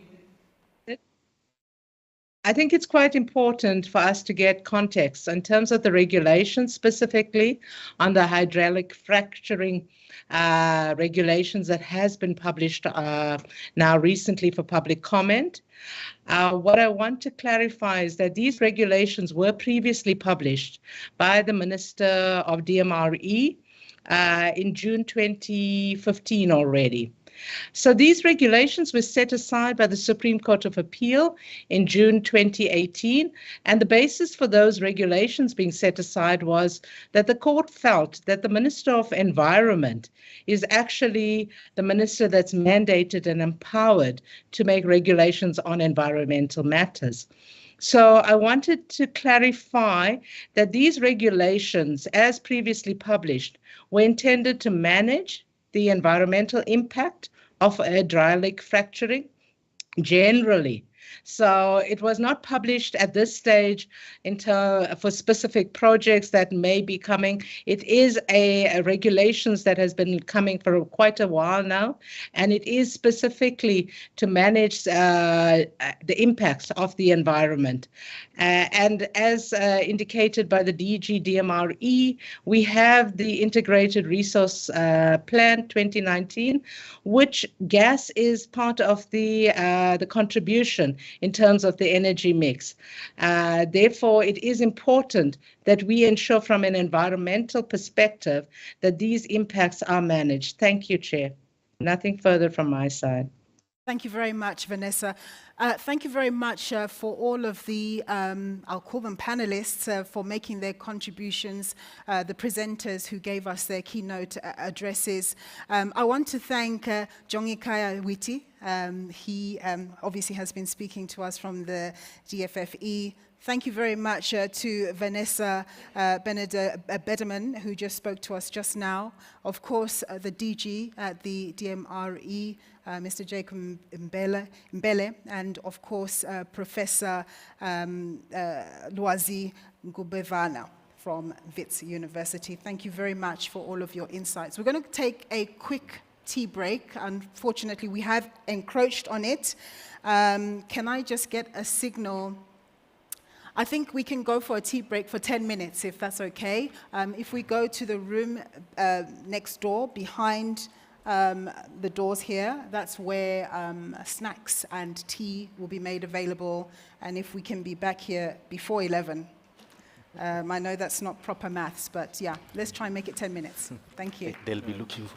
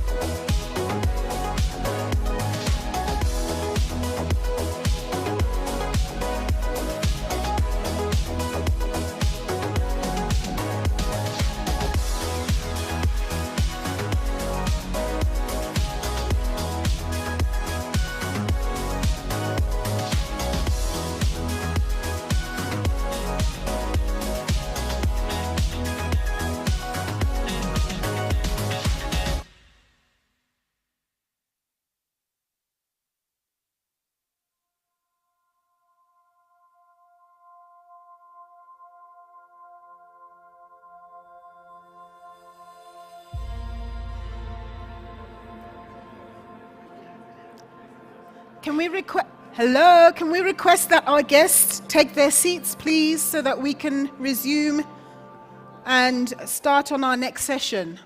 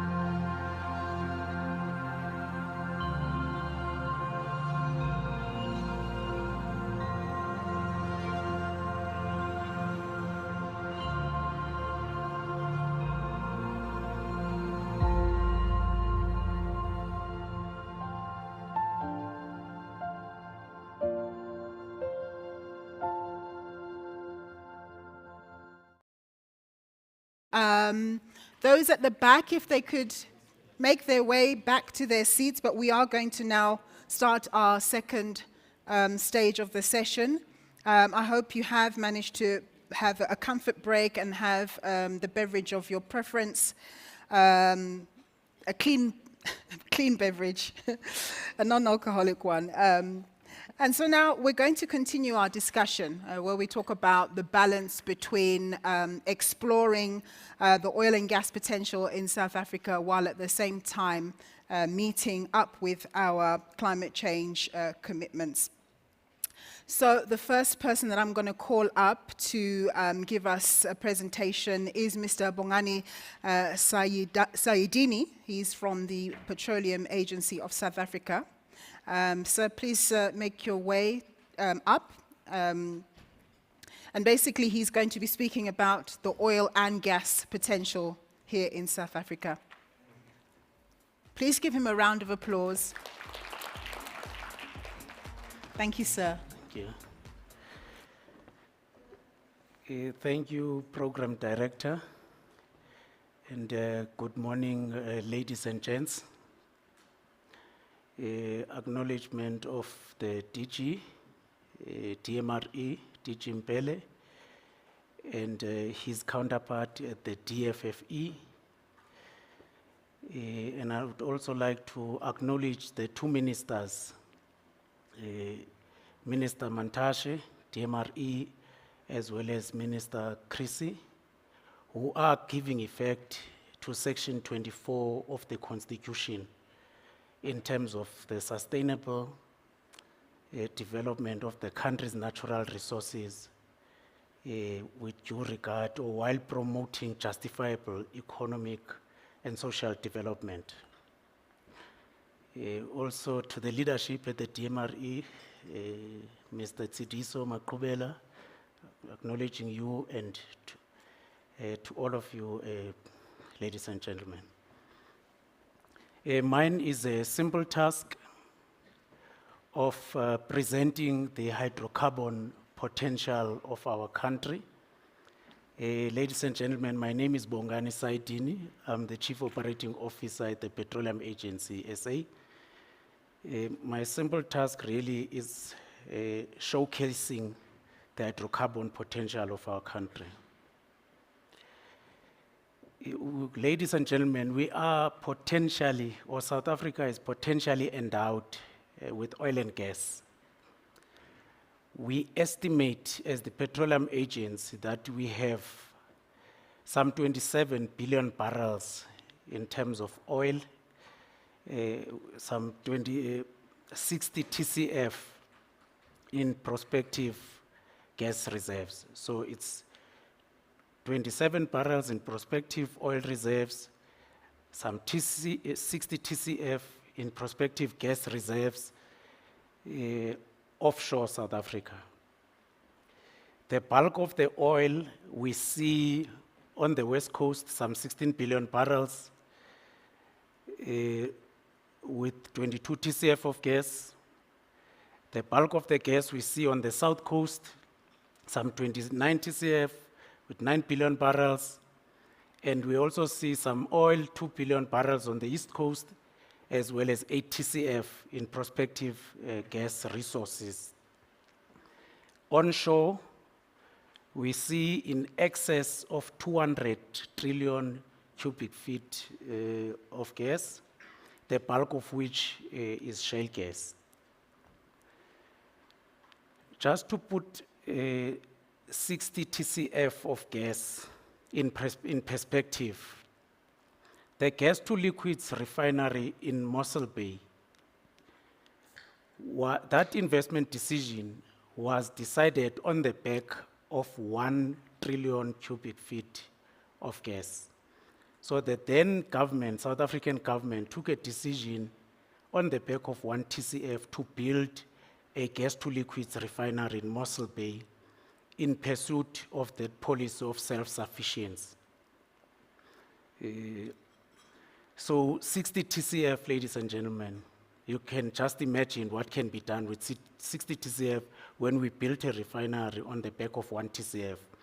In fact, that refinery has produced some 1.5 TCF over the period 1992 to 2020. So for 28 years, that refinery has been running on the back of 1.5 TCF.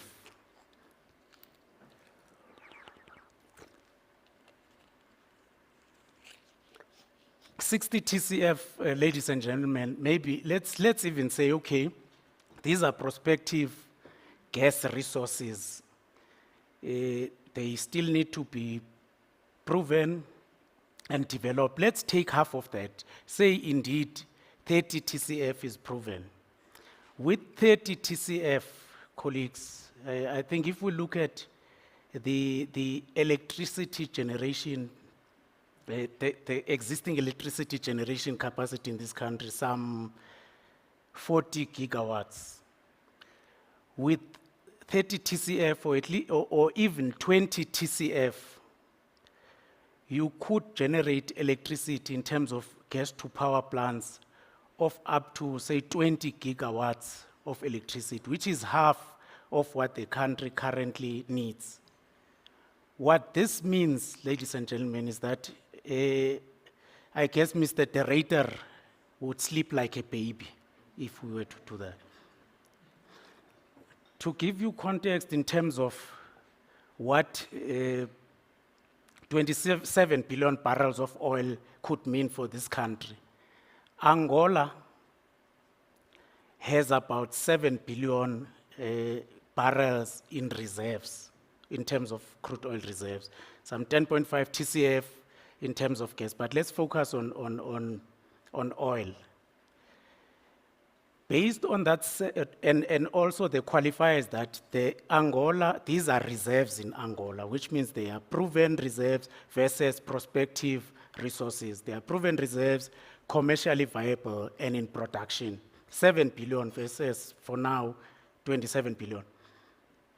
On the back of that 7 billion barrels, Angola is producing some 1.8 million barrels per day in terms of crude oil. South Africa, so 7 billion, 1.8 million barrels per day. South Africa's demand in terms of, I guess, petroleum products is about 700,000. So if Angola, on the back of 7 billion barrels, producing 1.8 million, it actually means if we were to really produce even half of what we estimate to be our prospective oil resources, we could fully satisfy the demands for petroleum products in this country. That's 700,000, and even export a significant amount of what we are producing. So just to give you a sense. And ladies and gentlemen, much as I'm saying these are prospective oil and gas resources, but they are beginning to be proven. For example, on the South Coast, we have Total Energies.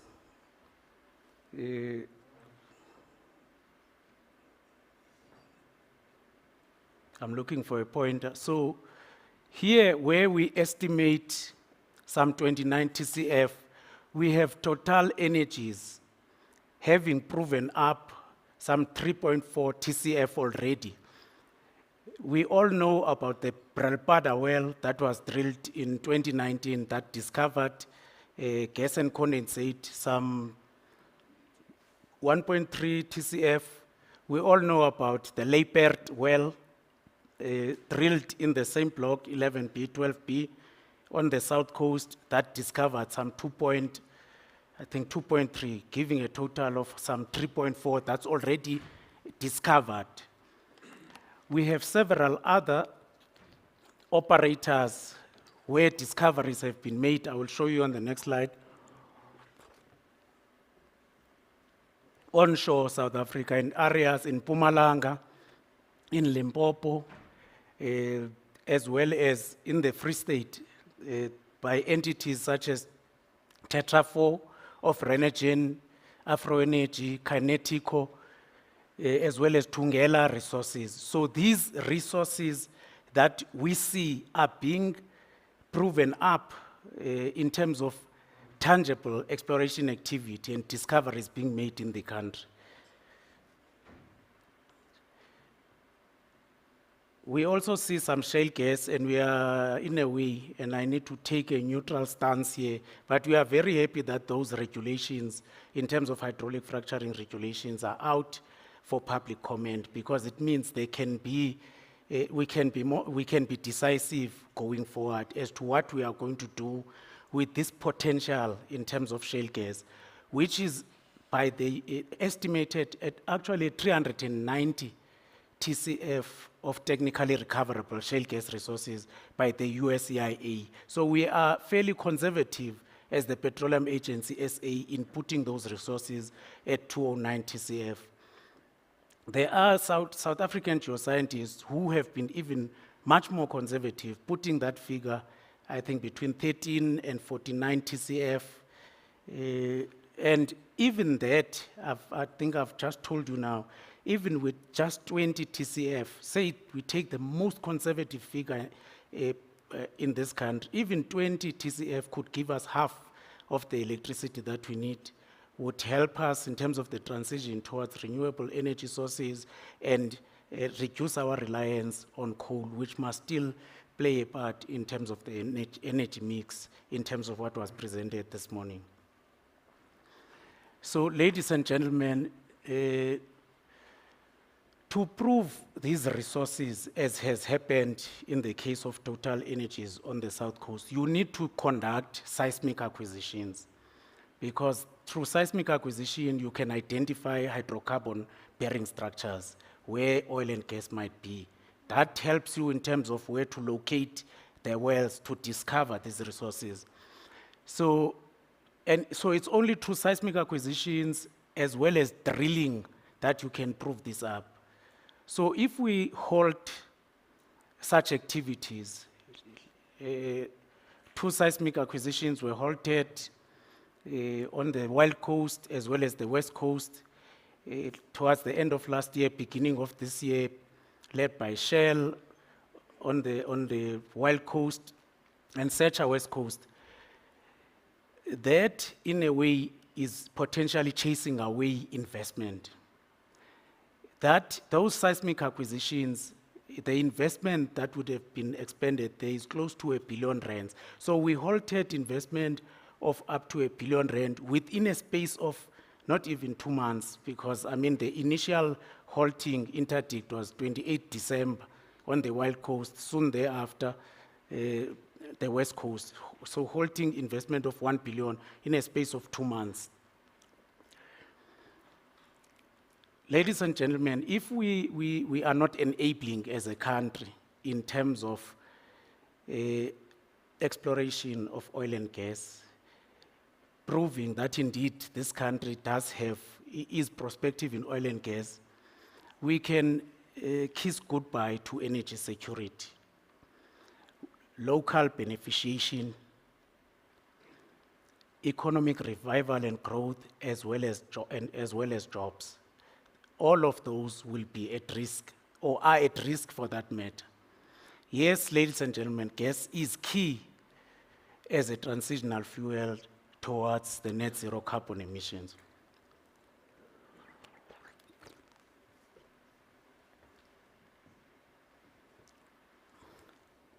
I've just presented to you that there are several projects or discoveries in terms of gas that has been made. We call them near-term gas development projects. For example, the Block 11B, 12B on the South Coast, I've spoken about it. The estimated cost in terms of the first phase development of that project is something 37.5 to 45 billion. And that is the initial phase of development based on 3 to 4 wells. The full field development, which could contain up to 17 wells or so, would be anything in excess of 100 billion in terms of investment. And this investment is private sector investment, and private sector has demonstrated commitment that we want to invest. We are putting in this money. I'll show you now how much money has already been expended in terms of that block 11B, 12B. And we are expecting first gas there by 2027 and utilizing existing infrastructure in terms of a production facility owned by the state offshore Mossel Bay, as well as the gas to liquids refinery that I've just told you. The gas feedstock to that refinery has reached the economic cut point in 2020, which has led to that refinery being temporarily closed. We have the Virginia Gas Project in the Free State, a project if in terms of reserves, it's sitting at 407 BCF, and it's got helium, which is a very rare commodity, but a critical commodity in terms of its many uses, and 13.6 BCF of helium. That's, even that 407 BCF is a significant resource given this is onshore. It's a significant resource. For example, the gas to liquids refinery again in Mossel Bay runs when at full capacity with 70 BCF per annum. So you could actually run that refinery with that gas, hypothetically, for more than 6 years. But for the purposes that it's going to be deployed there, it will be running for more than 20 years. We have a coal bed methane project in Lephalale, some 3.5 TCF, 8 billion in terms of investment there. Or in fact, the Virginia gas, 18.8 billion. And that project, Virginia gas, is currently under commissioning in terms of testing that the plant, the first phase construction of that plant is running well, and we expect first gas by the end of this month. That is gas to market. Lephalale, 8 billion in terms of coal bed methane, and even a project in the Mpumalanga area, estimated investment 1.2 billion, and all of these are expected, or most of them are expected to come in before 2025. I've just mentioned one coming in now.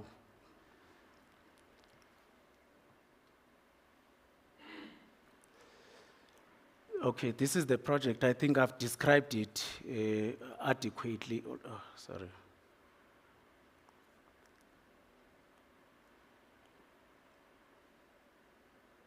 Looking for a pointer here. Come on.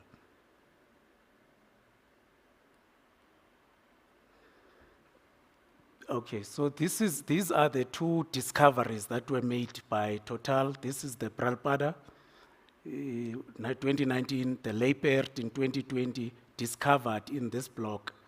And this block actually borders this Block 9. Block 9 is where all of South Africa's production in terms of oil and gas have come from to date.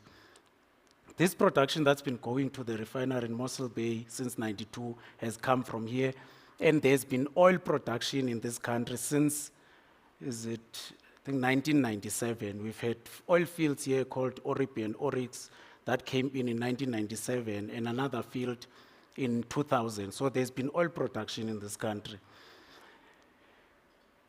If you look at, okay, there's a joint venture partnerships, these private players that are funding this development or the exploration and development led by Total Energies. You've got big players, Qatar Petroleum, which can also be said to be National Oil Company of Qatar. We've got Canadian Natural Resources and so on. And this is deep waters, and it's something that's never been done in this country, to be drilling and being successful in such deep waters. In fact, even Total has had to go back.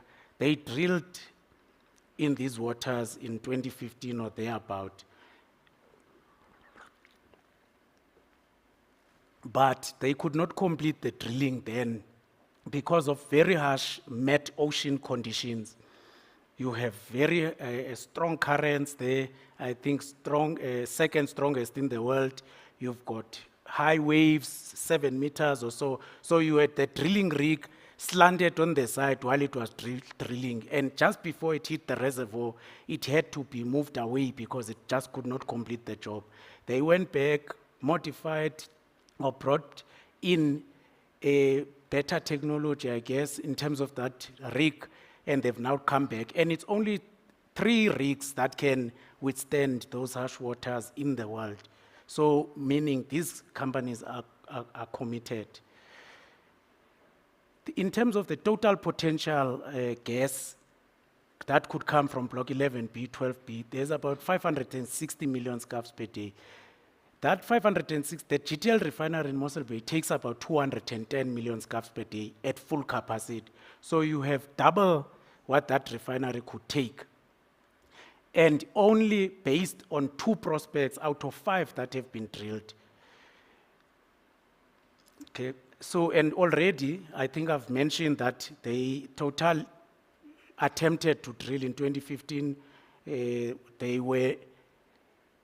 They could not continue the drilling because of harsh mid-ocean conditions. I'm cautious to say they were not successful because the point is the technology that they used at that time was such that it could not withstand these harsh mid-ocean conditions. They came back, they've spent at least $1 billion already, and they are planning in the first phase this 2.5 to 3 billion, which is up to 45 billion rands.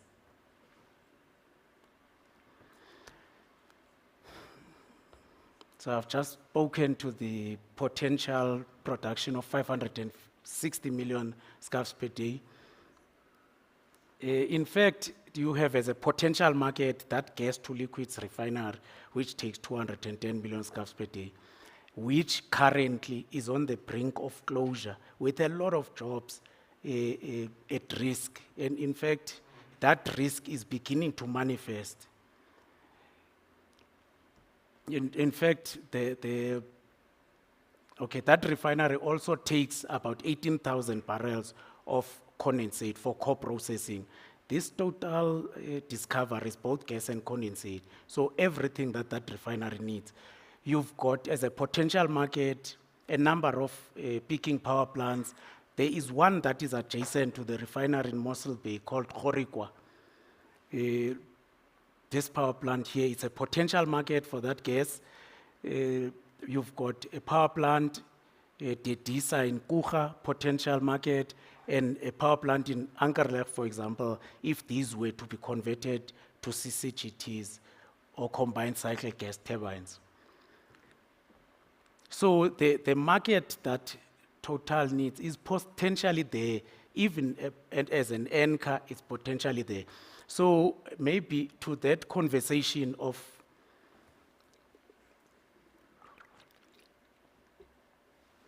stranded assets of the future. NBI talking about stranded assets of the future, WWW, if I'm correct there, stranded assets of the future. We have an asset, a state-owned asset currently that is potentially stranded.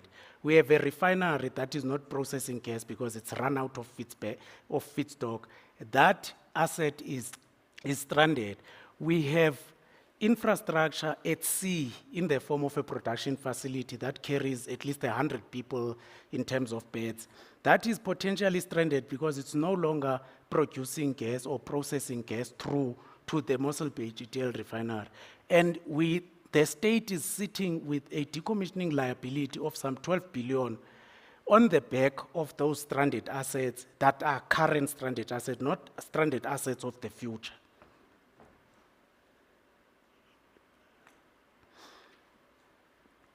In terms of potential macroeconomic impact of this Total discovery, you have, of course, you could save those 1,500 or so jobs at the refinery, which are at risk, serious risk now.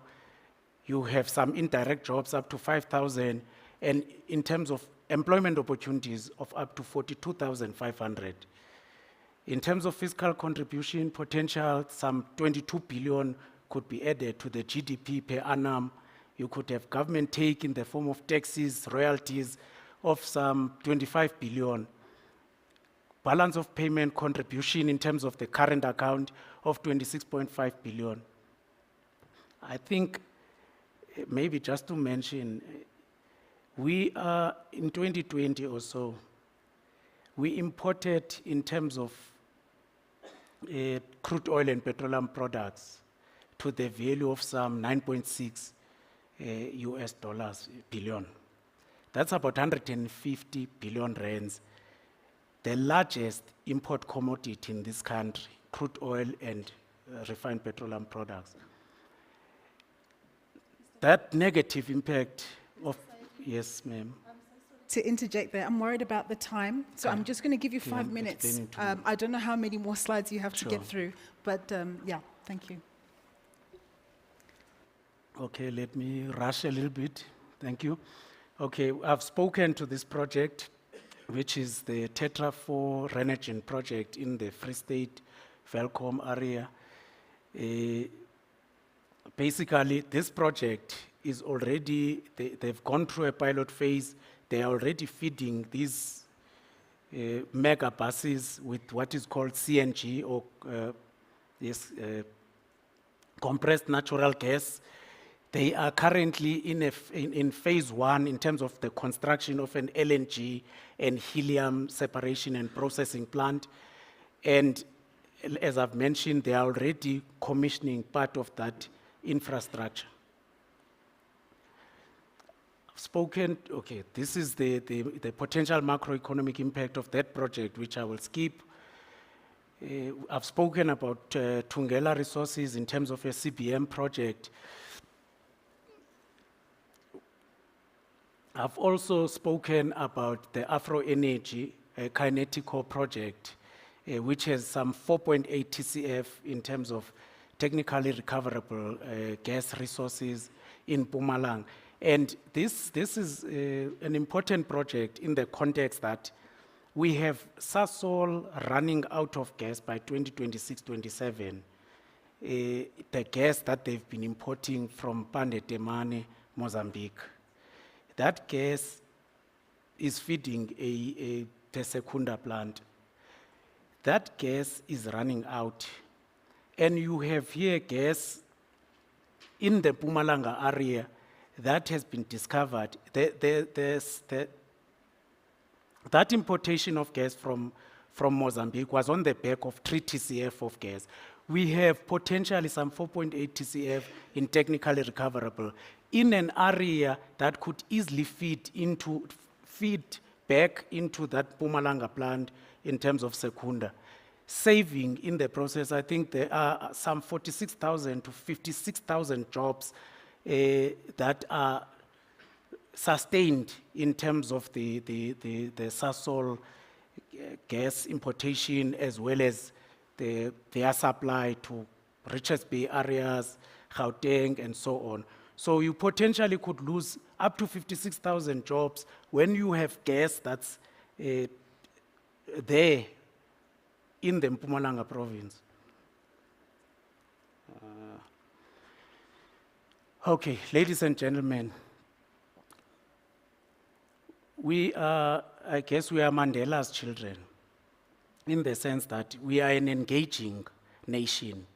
We consult, we have multiple conversations, because that is how you amicably resolve various interests and so on.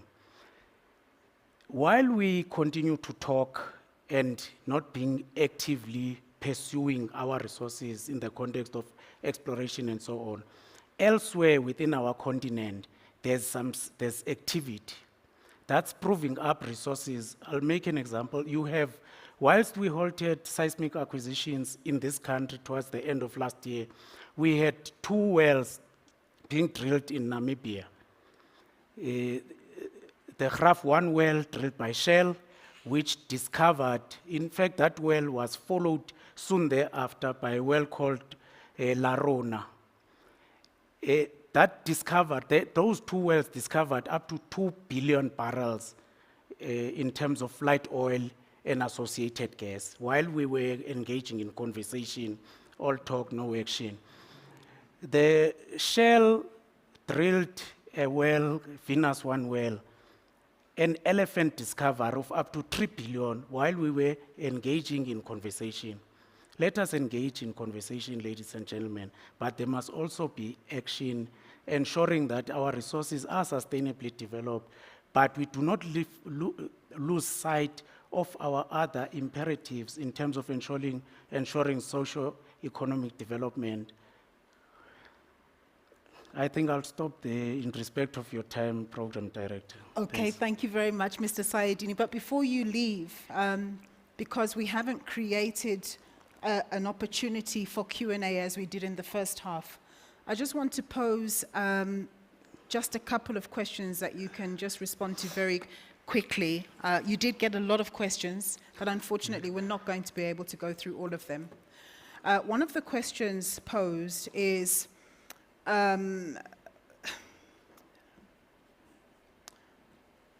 you give clarity on why Total has suspended drilling on Pralpada?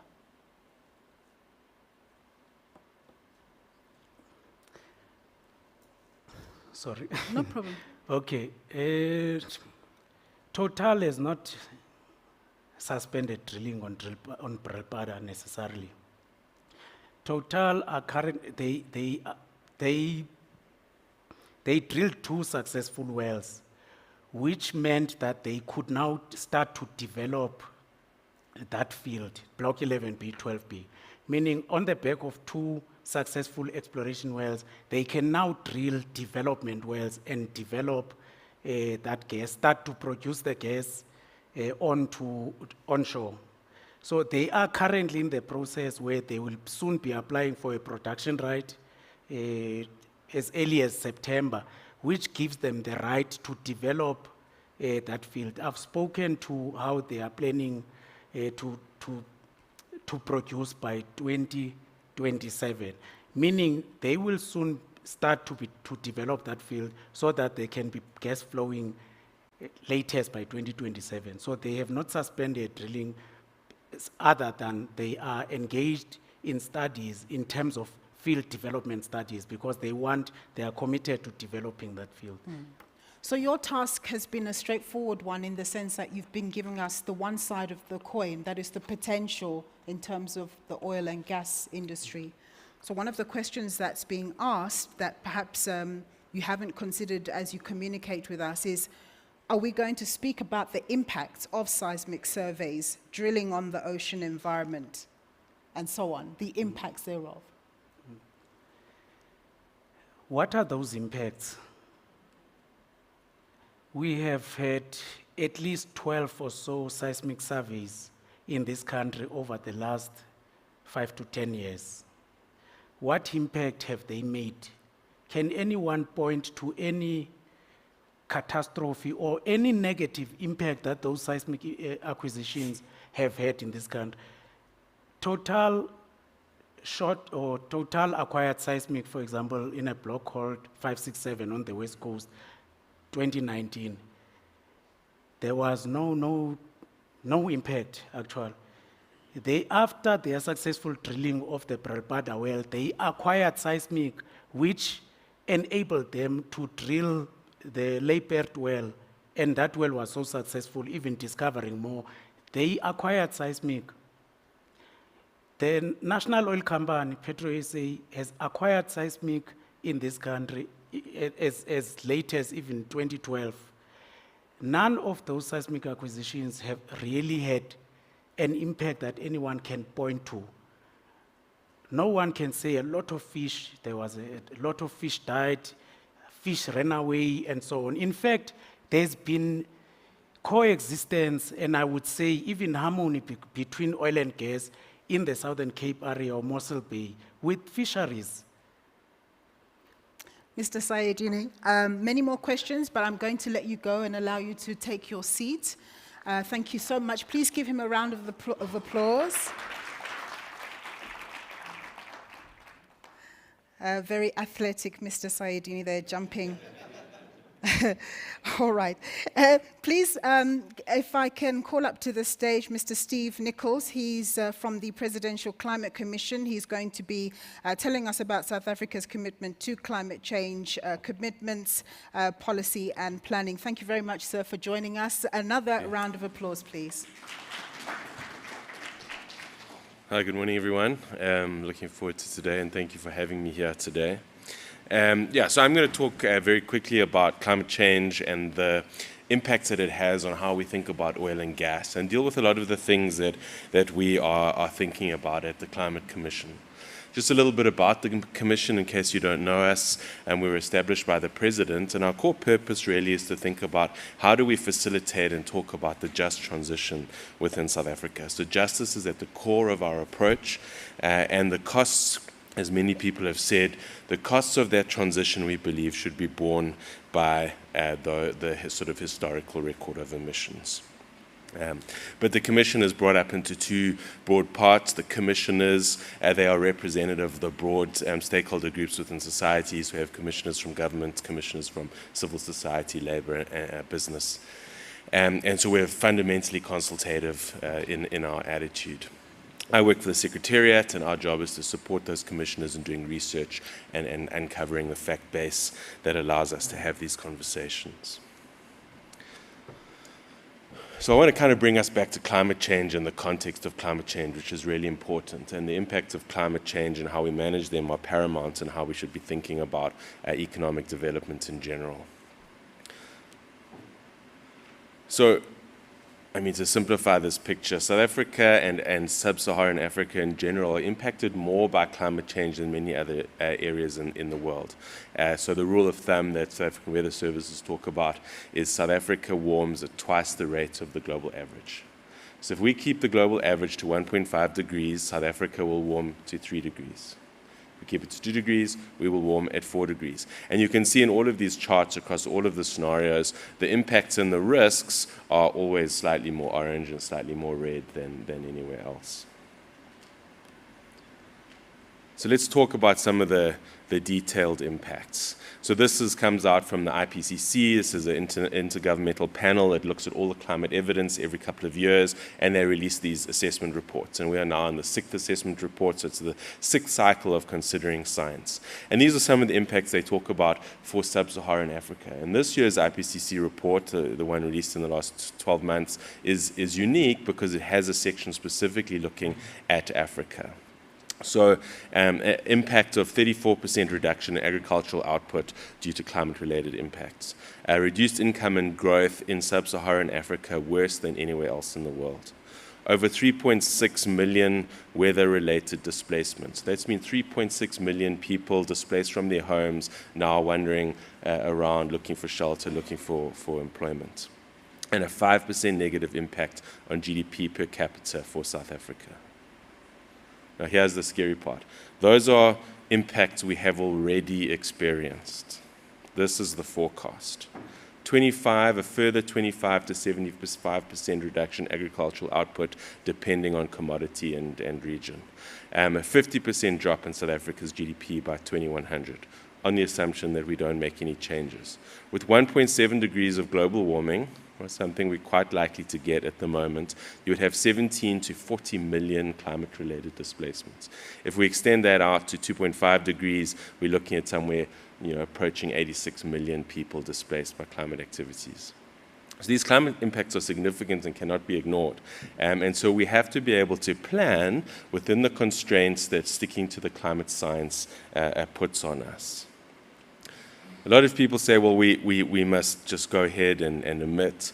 But actually, if you look at our context in global markets, there are a couple of other things that we worry about. And this is work that was done by the National Business Initiative. I think it's interesting coming from business, looking at our trade exposure.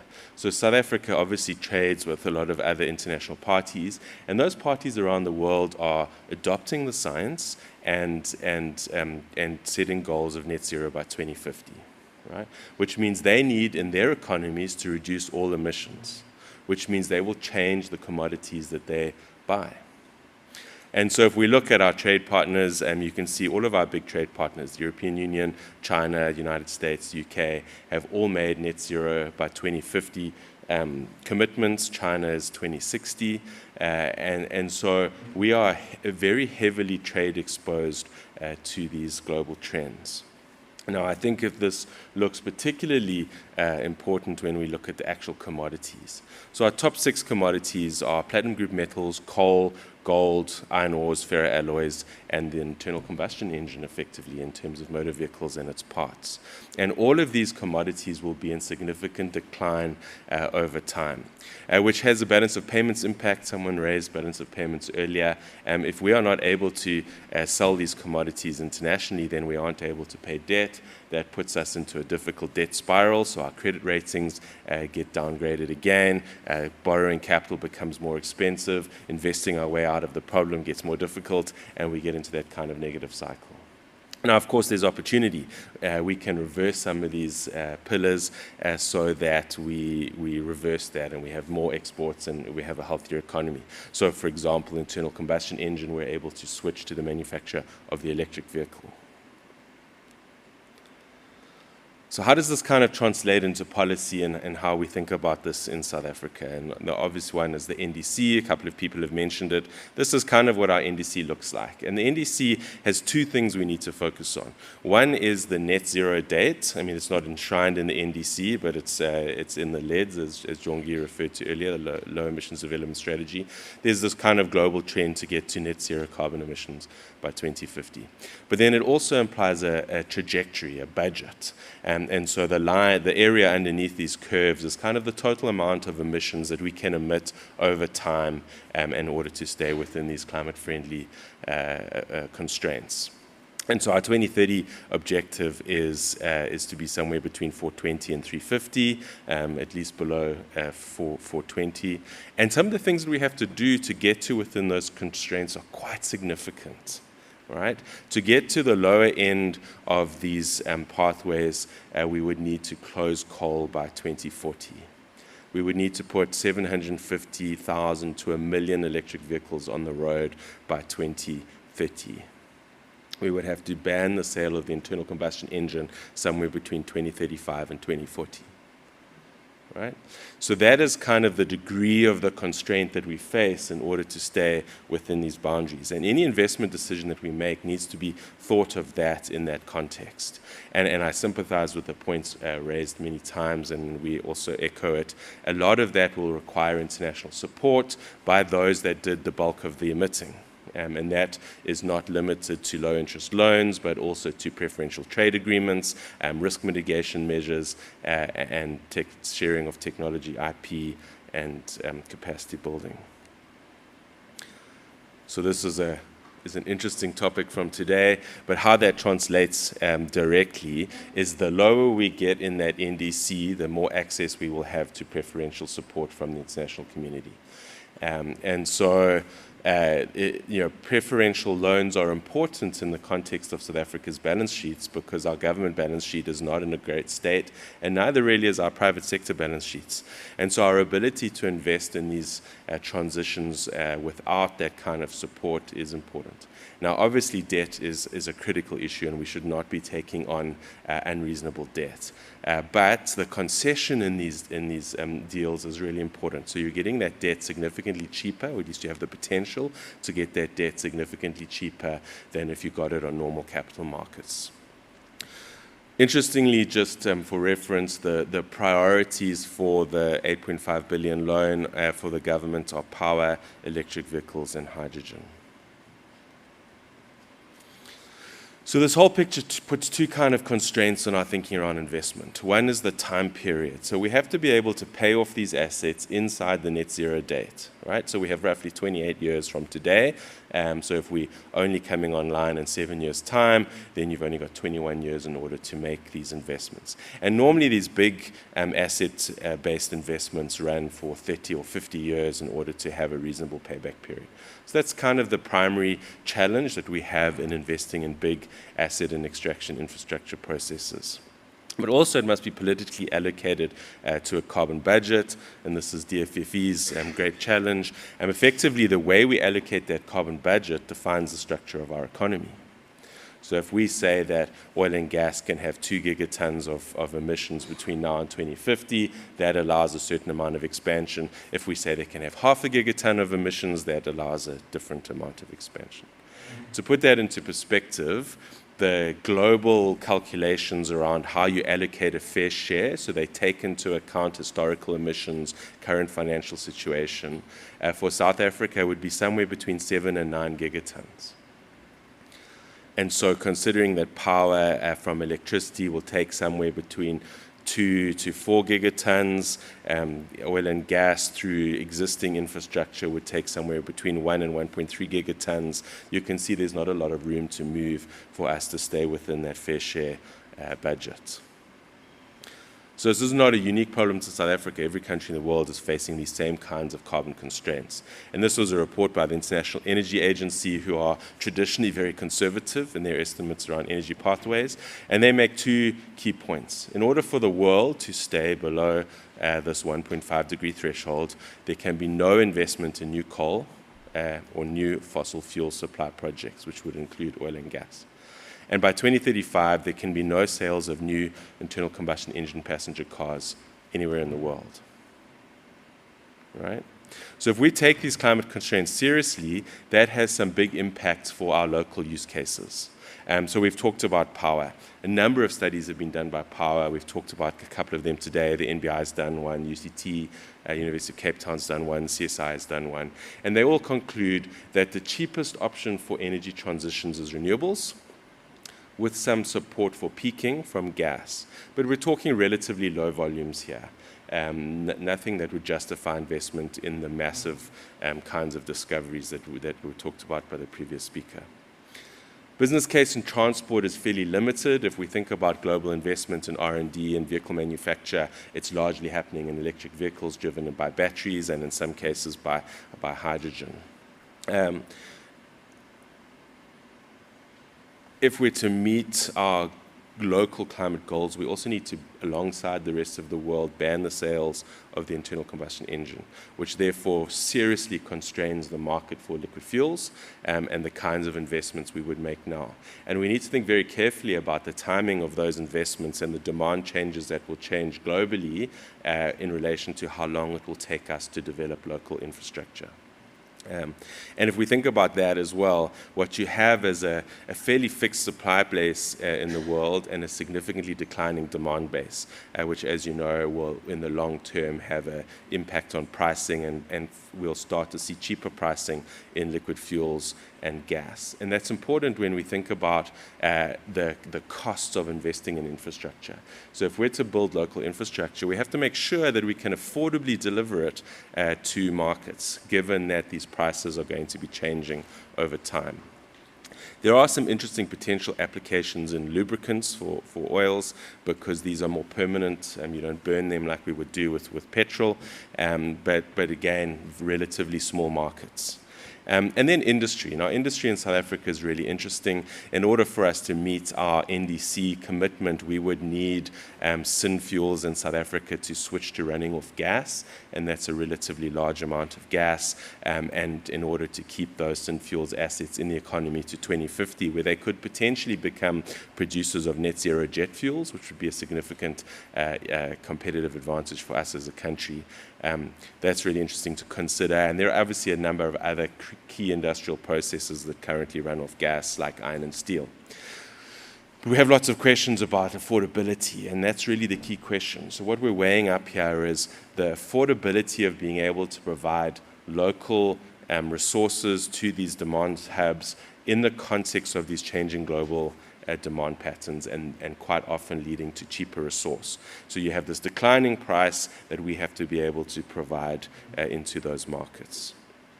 Just to give you a sense of how quickly this is changing, I don't expect you to be able to read all of this, but this is just taken out of Wikipedia. It's not hard data to get. These are countries around the world that have already banned the sale of the internal combustion engine. Right? Some of them as early as 2030, some of them in 2035, most of them in 2040. And these are the same countries that we trade with. If you remember back to that trade partner curve I put up earlier, it's the EU, it's China, it's the US. right? So these are not like risks that we are making up. These are real things that are happening now today. So kind of to wrap up a little bit, and I'm going to maybe save you some time that you lost earlier. There are a couple of things we need to think about, right? Oil and gas investment in South Africa must therefore exist in the following constraints. It must be able to pay itself off in 28 years or less. 28 years is a little bit of a rough estimation, right? It could be 33, but it's not massively deviating from that time point. It must have a use case. We think in South Africa, most likely in industry, particularly in the case of fuel substitution. So we don't have the budget space to create new industry running off oil and gas, but we do have the budget space to substitute, particularly in industry where they're using a more emissions-intensive commodity, typically coal. It must produce gas cheaper than what is available in the global market, where demand is in decline. It must exist within the political choices we make around a fair share carbon budget, and it must be able to withstand stakeholder scrutiny and objection, which we've talked about at great length. So just to kind of bring it back, we at the PCC are very focused on this just transition. This is the just transition framework that we presented to the President just a few weeks ago. We need to do everything that we can within those climate constraints. To not meet those climate constraints is significantly worse for us as an economy. To ensure that our economy is competitive, it creates opportunities for every person in South Africa. And so in that context, lifting people out of poverty, inequality, and unemployment is our primary objective. And that will require for us as an economy to be thinking about economic diversification, but across a range of sectors. We need to be able to transition the sectors we have to be net zero.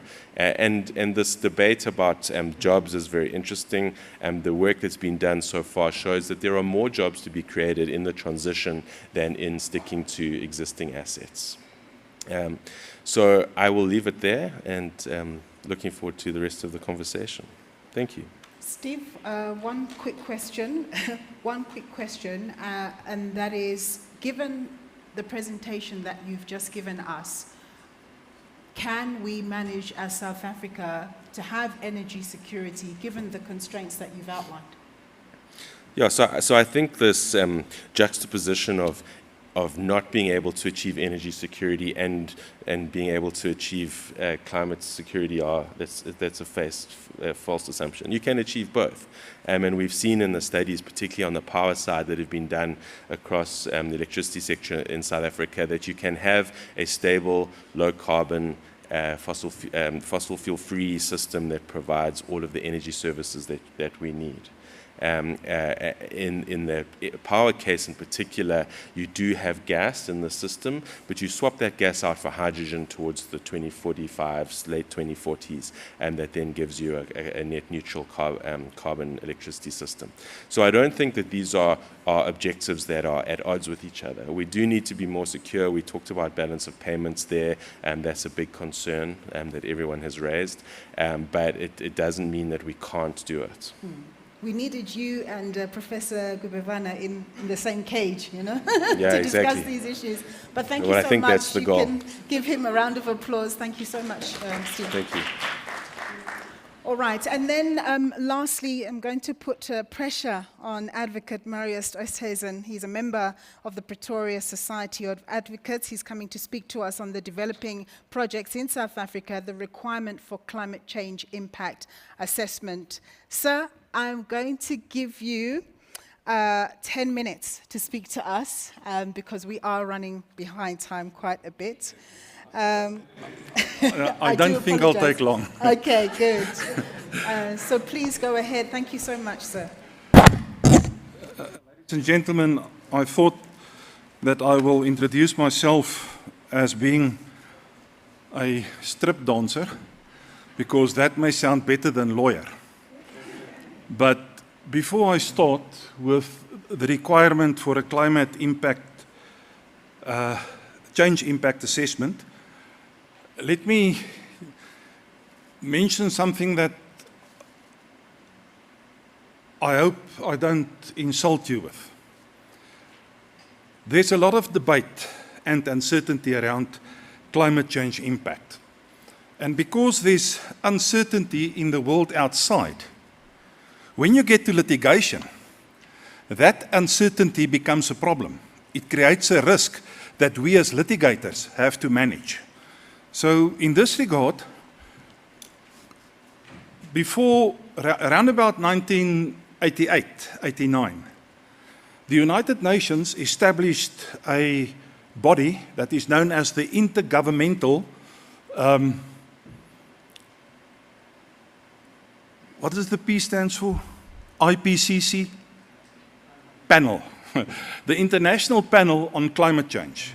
Now, this is a body of scientists, and they don't do the research themselves, but what they do is they peer review and scrutinize climate change research that is done across the world.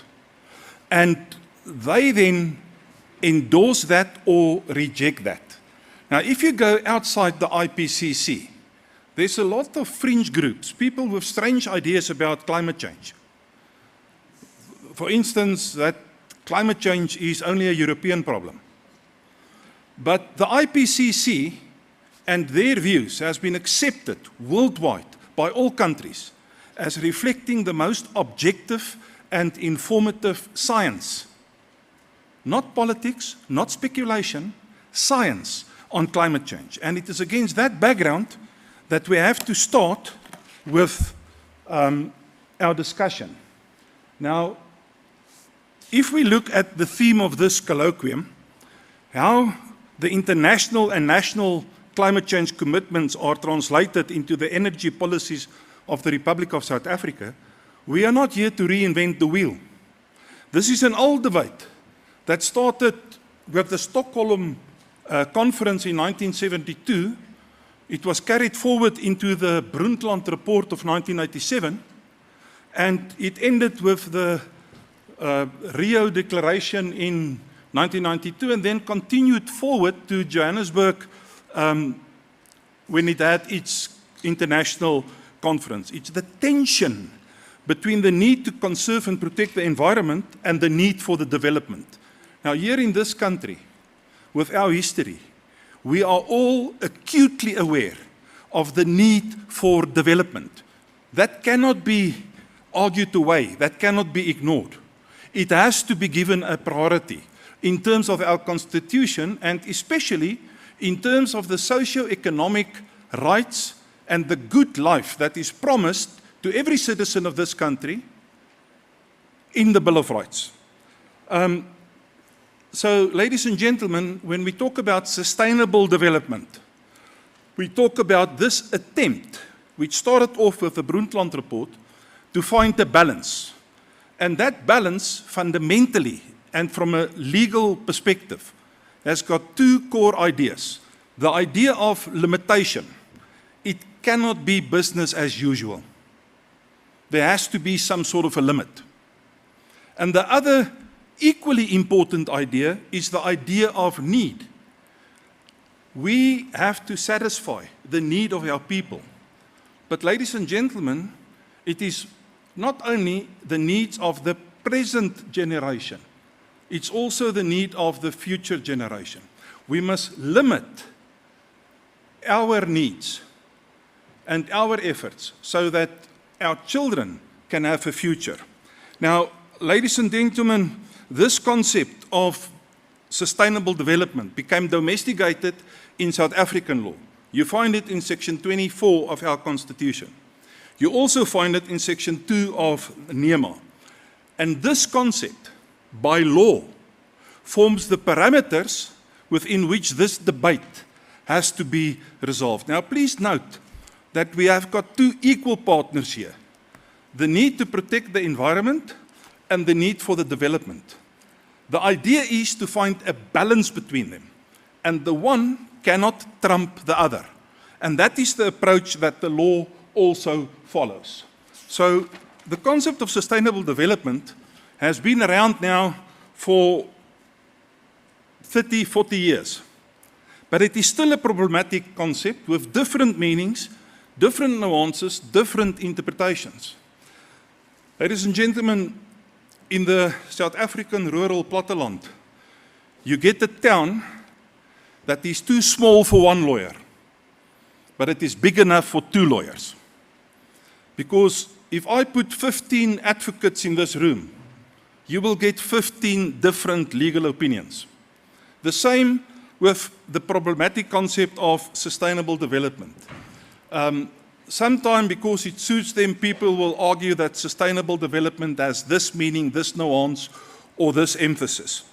Essentially, there was an author that did an exercise, an American, I believe, and he identified at least 120 different nuances of sustainable development. But if you want to think about it fundamentally, then all of those definitions, all of those concepts can be classified into 2 groups: outcome-orientated or process-orientated.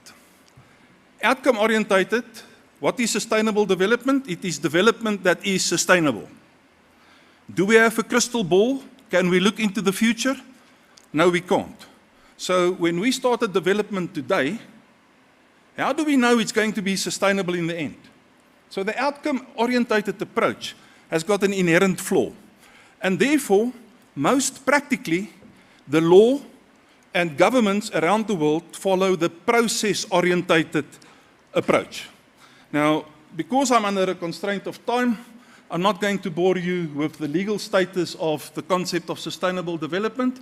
I apologize for that. I have to go directly to section 24. Now, ladies and gentlemen, please look carefully at the wording of section 24. What is important is here at the bottom, in subparagraph Roman 3. That is where you find the constitutional concept of sustainable development. And look what the Constitution does. You have to secure ecological sustainability, while you can only promote justifiable economic and social development. So the Constitution puts a greater duty on us. We have to ensure ecologically sustainable development. So the ecology gets pride of place. Within that which the ecology allows you to do, within those constraints, within that parameter, you can then choose what development am I going to pursue, and that development must be economically and socially justifiable. Okay? Now, ladies and gentlemen, this differs a little bit from what you find in NEMA. In NEMA, sustainable development is defined to mean the integration of social, economic, and environmental factors into planning. So when you start with the process, I am now going to develop. I take care of the process. I bring all these factors into the planning process, and I then trust the process to give me an outcome which will be sustainable. That means, ladies and gentlemen, that the 2 departments' main responsibility from a legal perspective is to take proper care of the process.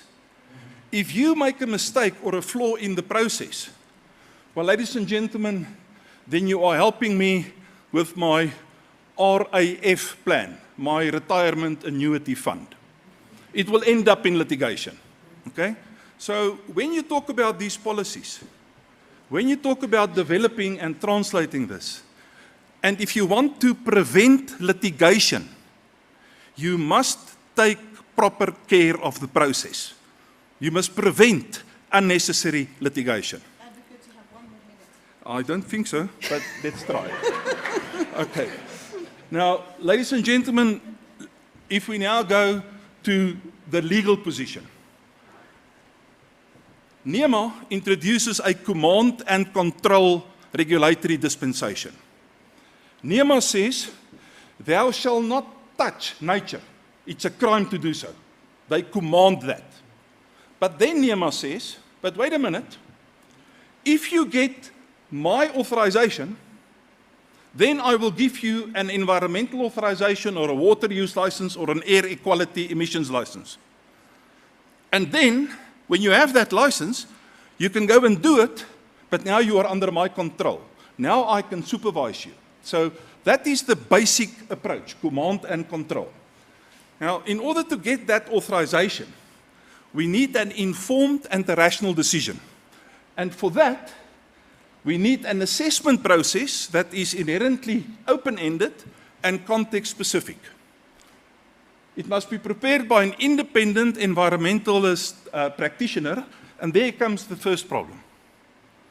Because it is well known in practice that if I want a coal-fired power station in Mpumalanga, I get a specific practitioner because he is biased towards development.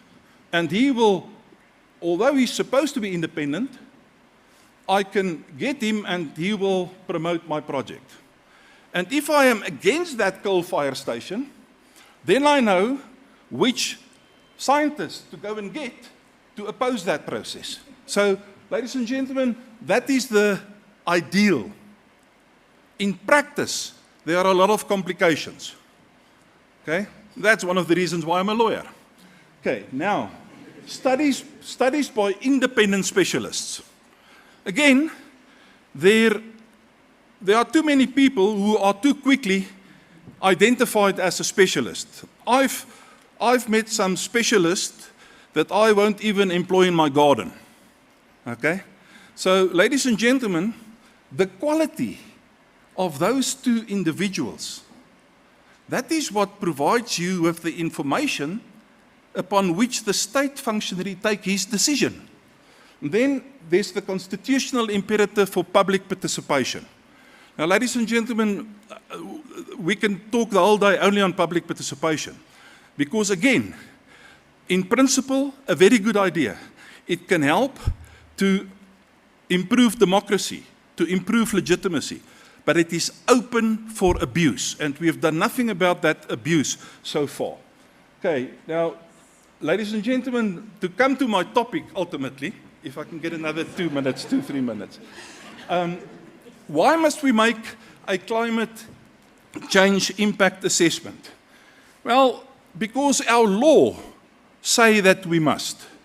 Section 2401B1 of NEMA commands that the decision maker must take into account all relevant factors. And then it goes on in subparagraph A or B, and it says which may include pollution, environmental impacts, or environmental degradation likely to be caused. So, and in the leading case of Thabametsi, the Thabametsi project, Earthlife Africa, Johannesburg versus Minister of Environmental Affairs, Judge Murphy decided, and that case is standing, he decided that this is what is required. First of all, there must be an assessment. Now, of course, remember now, please remember that this climate change impact assessment is part of a broader environmental impact assessment that doesn't only look at climate change, it looks at everything else. So, in that impact assessment, there will already be a study to determine the baseline. And that baseline will include a monitoring and an inventory of the air pollution that is already in and around the area. But then you have to comply with 3 requirements. An assessment of the extent to which the product will contribute to climate change, so over its lifetime. So you have to quantify its emissions to bring it within the budget, the carbon budget and all of that. Then you must look at the resilience of the project. Because if you have a coal-fired power station, it is reliant on a water supply, a constant water supply, with a security of delivery of 100%. But now, you get climate change impacts, and now the water supply is influenced as a result of that. So, the first bullet point, how will the project impact on the climate? The second bullet point, how will the climate impact upon the project? And the last one, the common sense one, is what are we going to do about it? Ladies and gentlemen, I can still keep you busy for a while, but let me conclude by going to this. During the break, I introduced myself to the DG, and I said to him that I'm very glad that I don't have his job. My job, ladies and gentlemen, is not to take the decision. My job is that once you have taken the decision and it ends up in court, then I have to do the risk management in court. Okay, that is why I'm called an SC, Senior Counsel. The C stands for that I'm a certain kind of controller. I leave the S to your imagination. Now, ladies and gentlemen, the decision that you are going to take is polycentric in nature, always. What does that mean? It means that all relevant factors have to be taken into account. Okay? Now, the one factor is, I want jobs. The other factor is, I'm going to destroy the environment. So they pull apart in different directions, like a spider's web, not always in the same direction. And the art of governance lies in finding a balance between all of that. And within the context of today's colloquium, the consistency with the international law and international law obligations is very important. So allow me to mention something here. I don't want to go into an in-depth analysis, but I have to mention it because nobody yet mentioned it and it seems to me to be strange. In terms of the Paris Agreement, and in terms of the Geneva Convention of 1992, and even in terms of the Kyoto Protocol, the NDC does not create a binding international law obligation for South Africa. If we don't meet our target, no other country in the world can start some international process against us. The NDC is an undertaking that we give to the world that we will try and achieve these targets. But legally, it is not binding. Okay? So that doesn't mean that we can ignore it. Because, all of you here, can I see, please raise your hands. Those of you who actually do have your constitution with you. Nobody? Oh, one, two. The DG is a good example. Okay. Now, the Constitution says that we are now part of the family of nations. Our international law obligation, we must pursue in good faith. We must be bona fide. Yes, we must realize it's not binding, but it doesn't mean we can throw it out of the window. Then, ladies and gentlemen, to end off and to justify my profession and my existence as a lawyer, you take the decision. It is taken within the executive branch of government, but it is under the rule of law and under the Constitution. It is taken within the parameters of a framework imposed by Parliament, the legislative branch of government. And then all of that is subject to the judicial branch of government. And that's where the litigation comes in. And that is where I am waiting for you, ladies and gentlemen. Thank you very much. Advocate, thank you very much. I'm so sorry for putting pressure on you, and your presentation was critical, and it's important for, obviously, everybody, all the stakeholders here to be aware of the legal framework and getting the balance right, as you say. So I'm not going to waste any further time. Thank you very much, advocates. I'm going to call upon the stage now my colleague, Ms. Ntato Minyuku. She's from Eskom, and she's going to handle the panel discussion. I do apologize, Ntato, that there's very limited time, but see what you can do. Go for it. All the best. Thank you. Okay, good morning. First and foremost, let me put a disclaimer. I'm not here in my capacity as Eskom, so do not ask me about load shedding. I'm here in my capacity as the facilitator of the panel, which is really going to bring a lot of the commentary and discussion that we've had so far this morning. I'm just going to look for a signal from the sponsors. We've effectively got 30 minutes for this, but I would like to actually push the needle a bit and take us to about 12:55, and then leave my colleague Nompumulelo to wrap up in 5 minutes, if that's fine. I'm going to ask to come to the stage, and while they're coming, I'm going to frame the panel. If we could kindly have Dr. Pindile Masangani, the CEO of the Petroleum Agency of South Africa, Mr.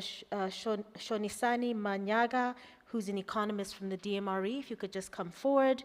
We've also got Dr. Hrove Steyn from Meridian Economics, who is virtual, and Mr. Craig Morco from Sauga, who will be joining us virtually.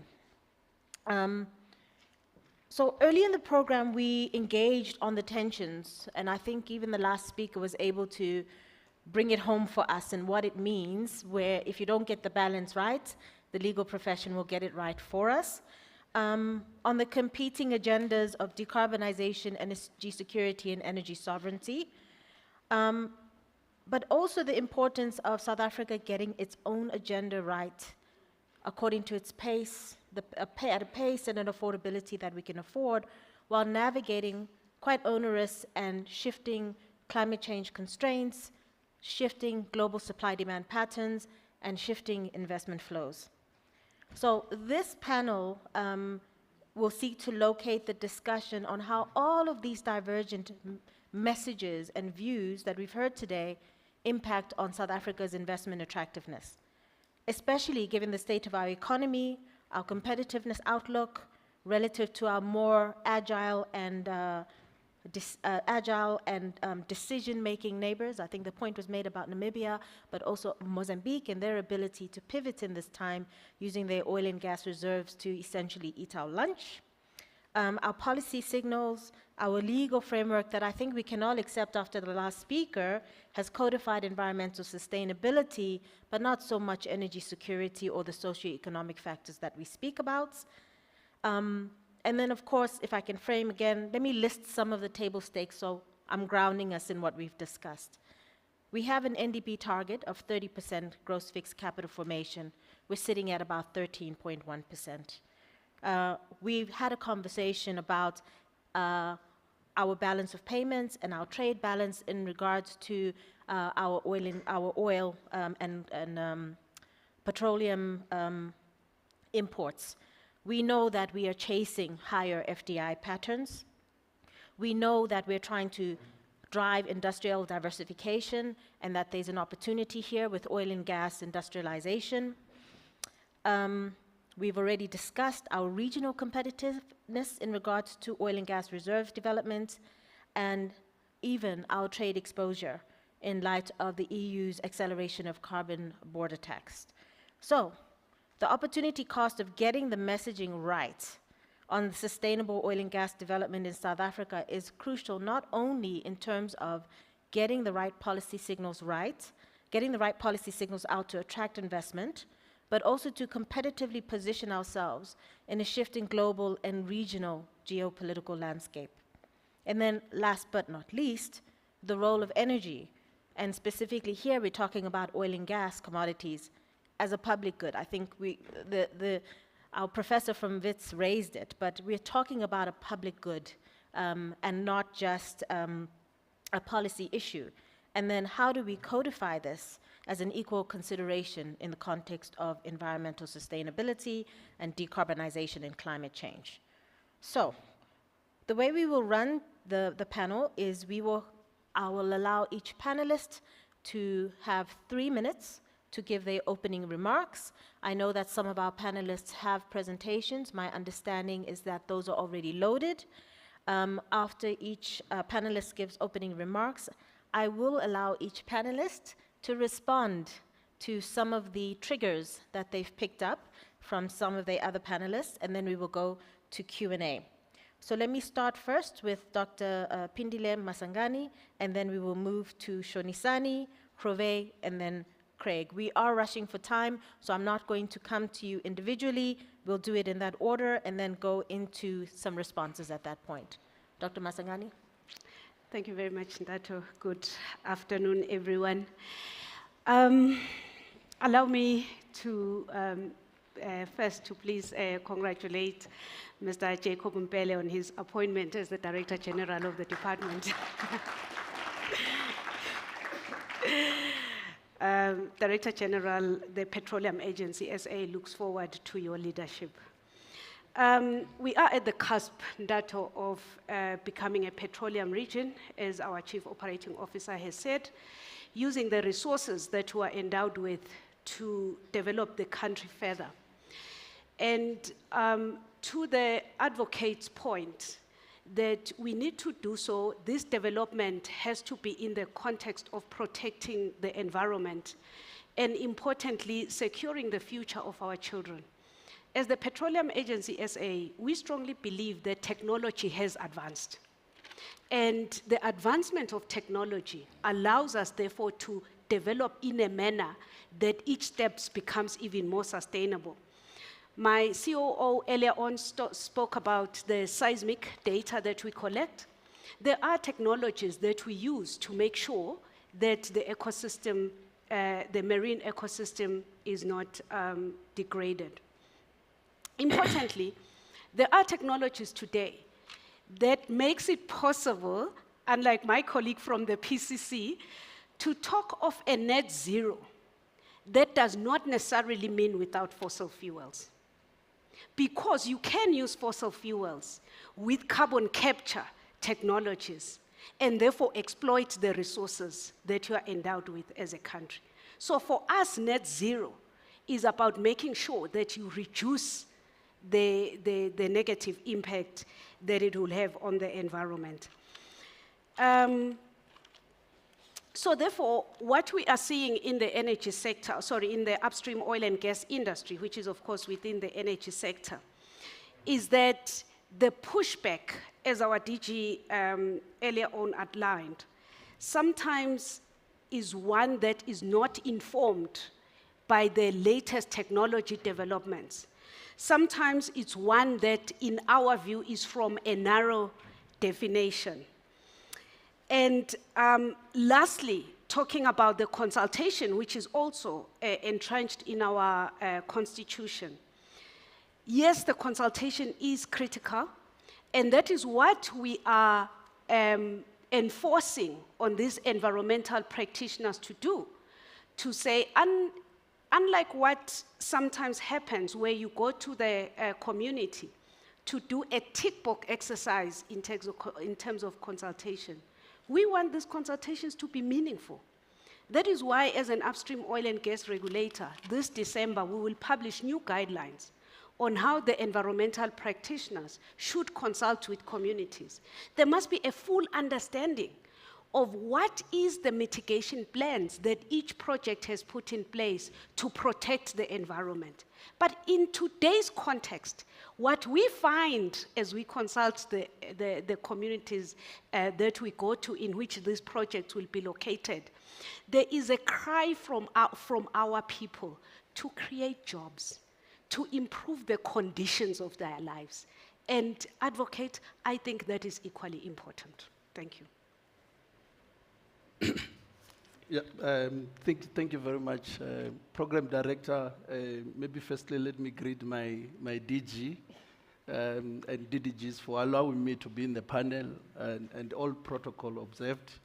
My name is Shonisani Manyaga, an economist from the Department of Mineral Resources and Energy. There's been a lot that have been said since we came here this morning, and it's wonderful for me to contribute to the discussion.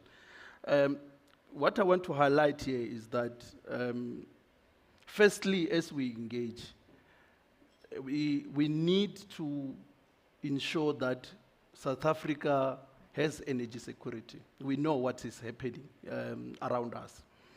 Secondly, the energy independent issue is very critical for our country. We have all heard about UK and Germany going back into restarting their coal power plant. What do that tell us?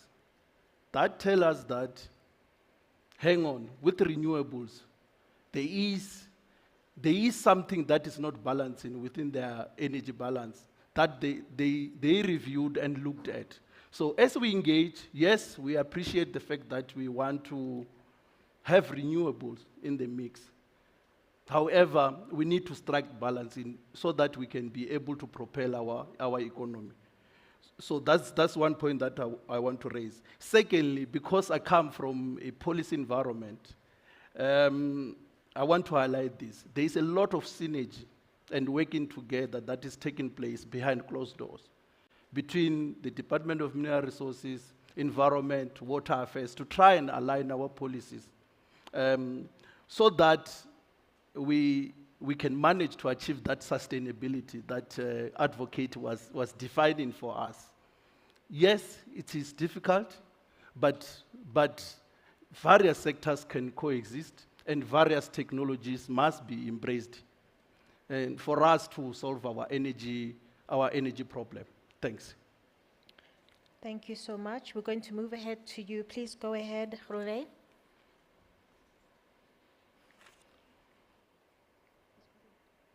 Thank you very much, Madam Chair. Can I just check that you can hear me? Yes, we can hear you. Right. So yes, let me perhaps just start off with a few comments then. I think the first point I want to make is that when we have these conversations about energy, about climate, etc., I think that it's really, and I completely agree with some of the earlier comments made earlier about this, is that it is ultimately, when we discuss these policy decisions, it's not really about energy or climate on its own. It's about our own national interests. That is indeed what it's about.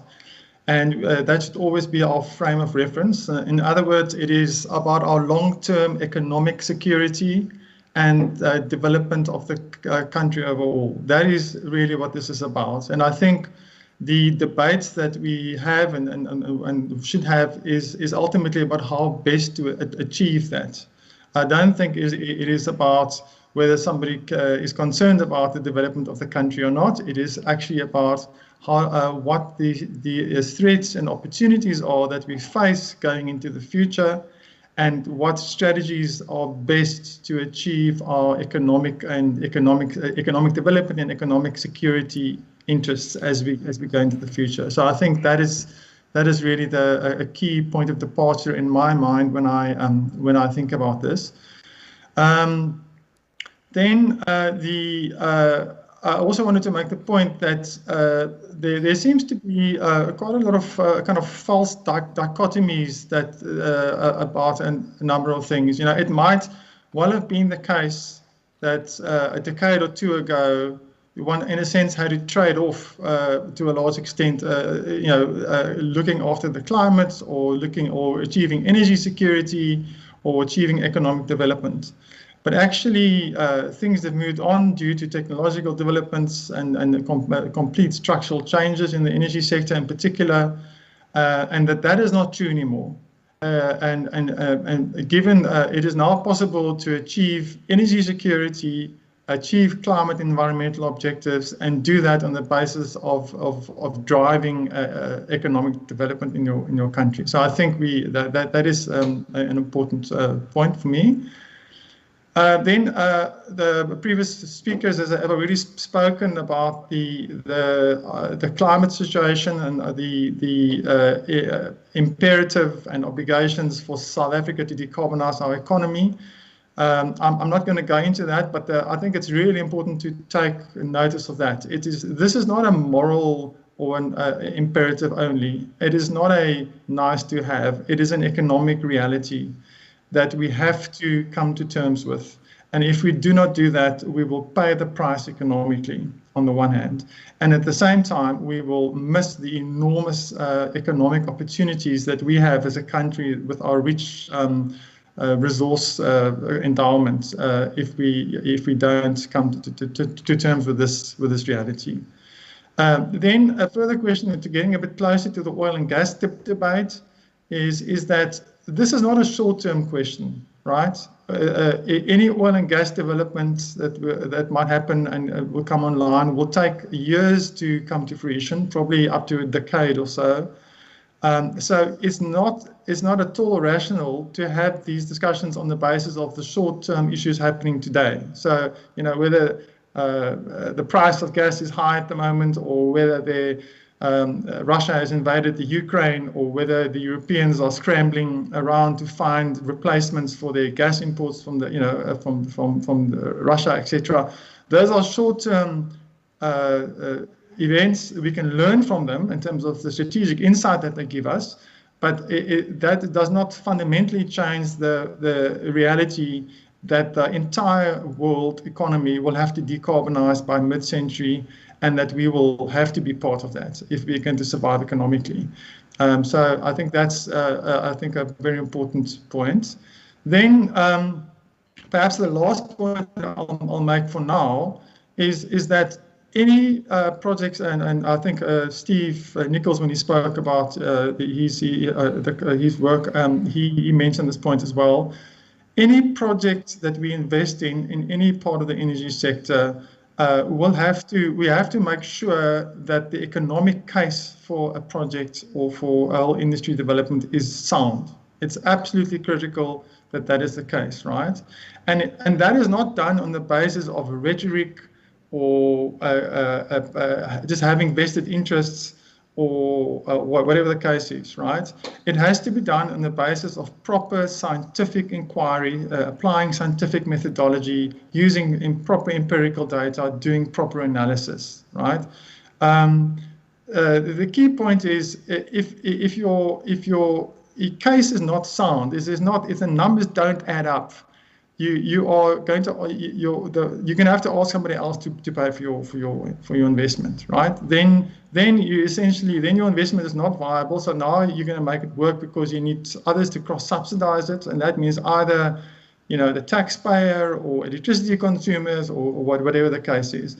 And increasingly, it's becoming clear that if projects are not in the money, if they are not economically and financially viable, it's going to be difficult for them to attract capital and to be financed. And of course, it will be destructive of economic growth if we expect them to be cross-subsidized from other sources of value.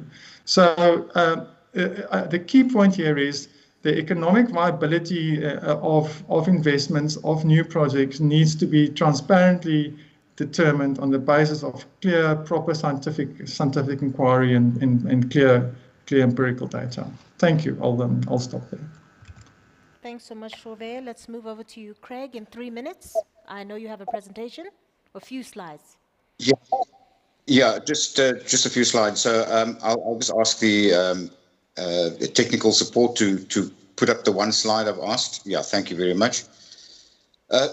Chair, thank you very much. I greet you on behalf of SAOGA, the South African Oil and Gas Alliance. We have member companies of approximately 150 member companies and so on. We also represent approximately 5,000 stakeholders. These are people who care about the planet, care about other people, care about their prosperity in this industry, care about peace, and care about partnership. And this is not just words. They link to the 17 Sustainable Development Goals that we subscribe to. We also have adopted a position as the South African Oil and Gas Alliance that we would like to achieve net zero by 2050, net zero emissions reduction by 2050, but also net zero poverty, net zero unemployment, and net zero inequality, right? The other people that spoke earlier, I'm not going to cover the points that they have made or reinforce them. The map that I'm showing you right here at present rebut many of the assumptions that have been made to date about the volume and timing of gas within our region, right? If one looks at the map, there is a clear indication of the volume and timing on that map. And we will make this document available and similar research conducted by experts and specialists in the industry that have no bias with a gas-only scenario for our future. We support the introduction in the energy mix of gas with other technology, including renewable energy technology. but we think the debate has been skewed around the issue of balancing or harmonizing development and environment. I hear what Javier has said about, scientific research and it being based on empirical data and so on and so forth. But if one asks narrow research questions, one will then get a predetermined answer. And this to me is a serious challenge in South Africa right now, that the consultative fora that are dealing with these very important issues are not being transparent about their agendas and the narrow questions that they ask. And I'm sorry, Javier, I need to ask you seriously whether you, as Meridian Economics, are influenced in any way by foreign funding that narrows your terms of reference and forces you into a corner where you have to ask narrow questions and then come up with predetermined answers. Because this is the challenge right now. There is no logic to this debate right now because we're not being transparent with each other. And I think we need to be, so that we can find each other on these issues, because we need to forge consensus.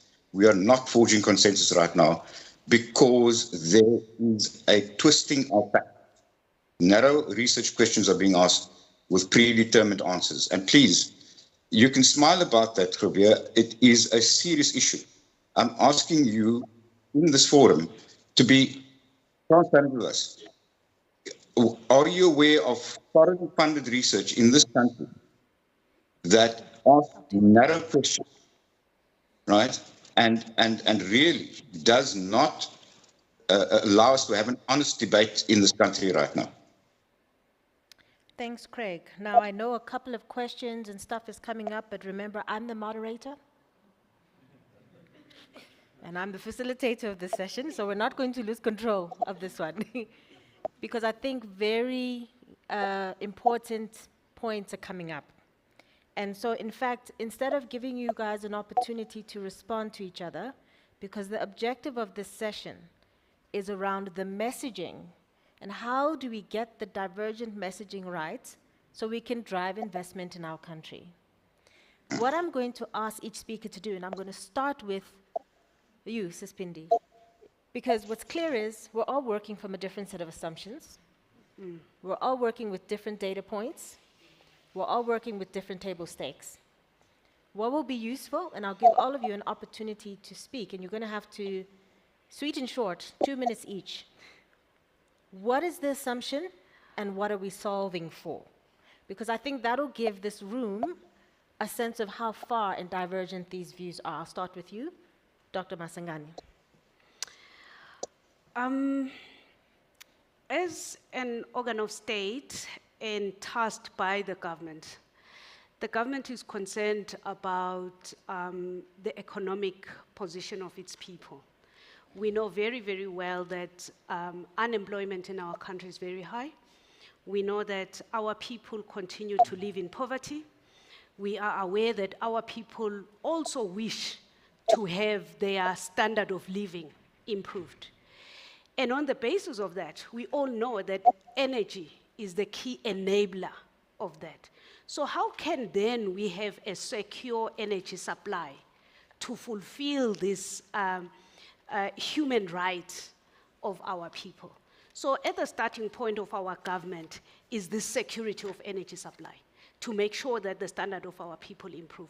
And within that context, government is fully aware as well that we cannot degrade the environment. And that is why we've got this legislation that says whatever project we do to ensure security of energy supply, let us consider its impact. Let us put the mitigation plans in place to minimize the impact that it will have on the environment. And that is why government is still calling for a sustainable development of our oil and gas industry to improve the lives of our people. That is our starting point.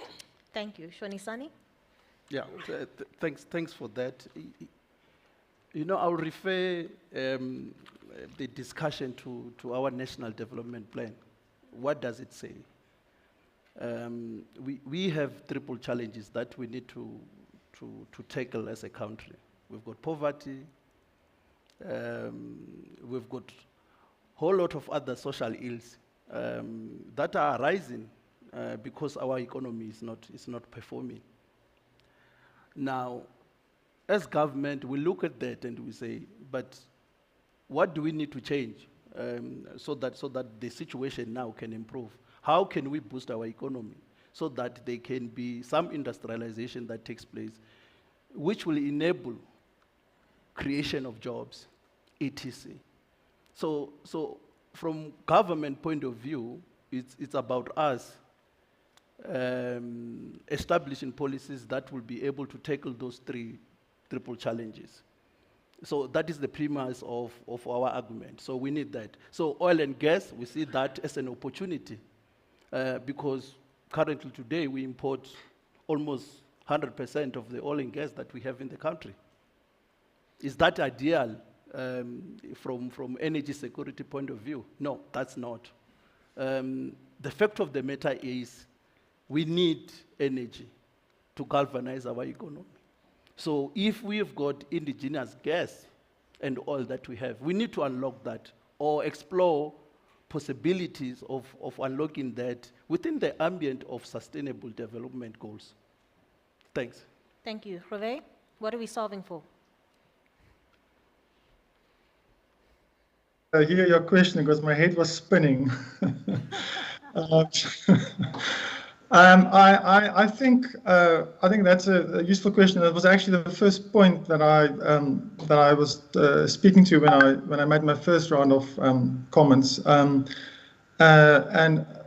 it is really, I think we all need to understand, whether it's in the electricity sector, whether it's in renewable electricity, whether it's in oil and gas, whether it's wherever it is our purpose is to serve the economy. It's not about ourselves. It's not about our own material interests, whether we're industry lobbyist or whatever we are. We have a country with the highest unemployment in the world. As a country that's highly carbon intensive, our economy, we face enormous risks. Just as we're coming out of the legacy of apartheid and we're grappling with a high unemployment, the next tsunami is about to hit us after COVID, and that is the whole impact of climate change, both physically and economically, and also in the financial sector. So we need to place our economy on a development path that is resilient and creates a credible future for our people. We are not currently, our future is not bright as we stand here today. We need to create one. And that's, I think, what this is about. So, we are going to see drastic structural changes in our economy. We are all going to have to adjust. And that's what it's about. That's the top priority.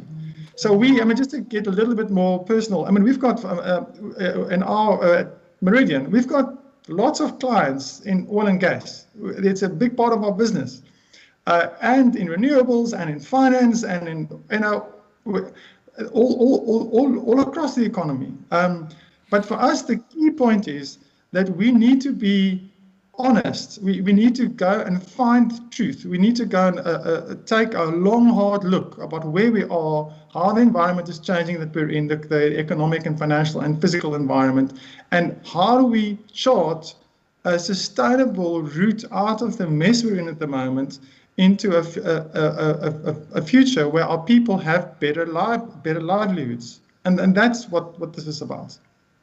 Thank you, Rove. Craig? I think we might have lost Craig. Are you still there? I'm here. So if we unpack what we need as energy security, environmental sustainability, affordable electricity, we must not forget the socioeconomic benefits either, right? And so these are considerations that need to be brought in balance. And despite all the good advice from all of the experts, it ends up being government that needs to take a decision.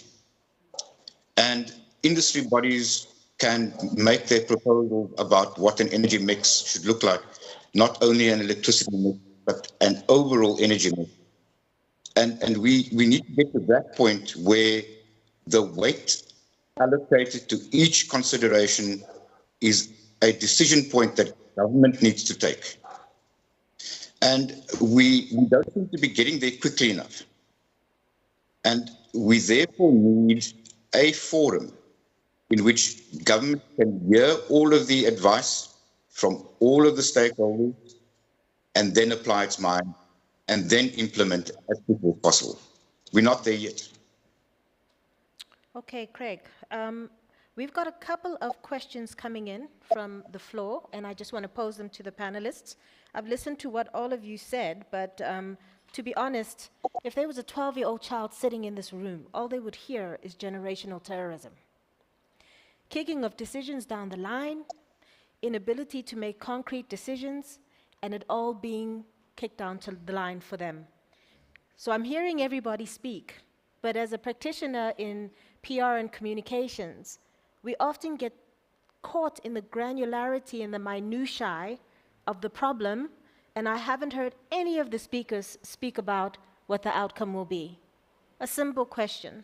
When we talk about oil and gas development, sustainable oil and gas development, what do we need to capture the imagination of South Africa behind this? Because I hear all the right words: energy security, economic development, energy is a public good, affordability. But for people, it's going to boil down to whether government has a vision for them to be farmers and fishermen or engineers or wells engineers, right? And so my real challenge to the panel when we go into the wrap-up is, ultimately, how we get the messaging right should be based on what vision we plan on projecting to South Africa about what we aim to achieve with sustainable oil and gas development, rather than how we have competing narratives about how we frame the challenge. I'm going to come to some questions. I've got a few here. One is from Kiran Maharaj. The question is to Dr. Masangani. Is PASA undertaking any R&D on carbon capture in order to meet the net zero? And what are the timelines and expected outcomes of that? Thanks, Ndato. No, PASA itself directly is not, but some of the institutions of government are undertaking carbon capture and storage technology research. What we are doing as the upstream oil and gas regulator is we are looking at other jurisdictions to say, how do they achieve net zero in upstream oil and gas, in the upstream oil and gas industry? We know that this is the aspiration of Norway.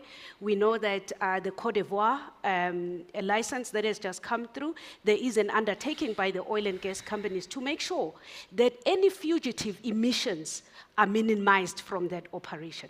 That is why I strongly believe that you can achieve net zero with fossil fuel in that energy mix, because technology has advanced and it is possible to capture the carbon emission, and we've seen it in reality in other regions. But Nato, let me take advantage of that question and just say the following in response, triggered by what one of the panelists said earlier on. I think for me, the risk of climate change is real. As the advocate said, there is this panel that reviews what other scientists are saying, and we are guided by the science that comes from there to say this is what is credible. And therefore, that crisis and that threat of climate change is what we are faced with. But I want the people in this room to also consider the unemployment crisis in South Africa. So for me, advocate, it's not a case of let's continue protecting the environment because of the threat of climate change. We have a social threat in the country, and it's real, and it's called unemployment, it is called poverty.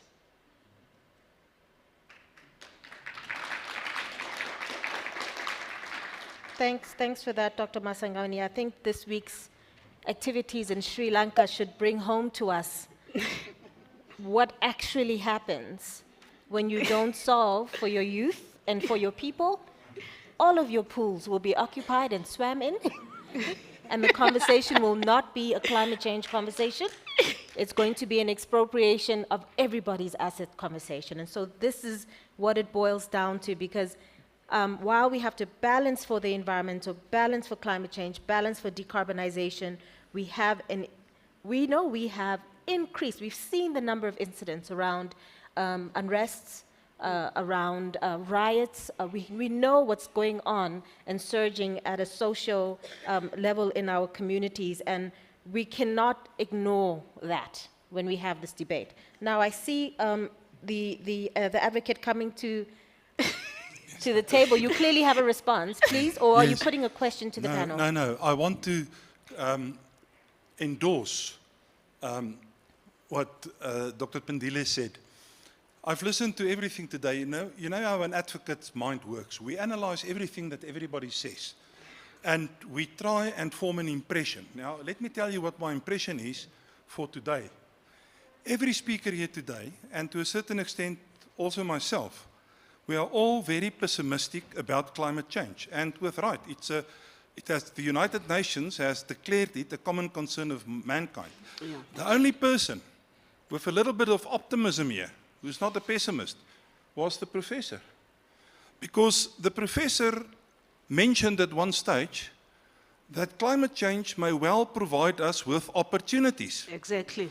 Opportunities to develop our technology, opportunities to reposition ourselves worldwide. And the one thing about climate change that nobody has really mentioned so far is climate change is not only about the emissions that you put into the air. It's also about the carbon sinks that take emissions out of the air. And here we've got a country where forestry is one of our industrial sectors. If we increase our forestry, that is directly related to the creation of employment, and it comes into the balance sheet for our climate change impact. So instead of looking only at, the terrible emissions, let's look at what else we can do. Thank you. Thank you. I've got a comment here from Patrick Dowling, and I think it's more just a broad comment around environmental reports and the steady degradation of our species and ecosystems owing to pollution.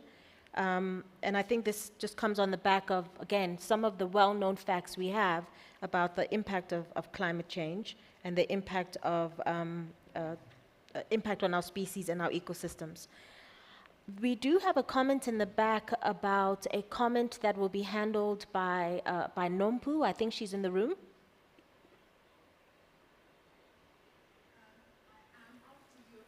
Okay, great. So we do need to, I think, wrap up at this point. I think, Sis Pindi, we just definitely didn't have enough time for this particular panel, because what's clear is that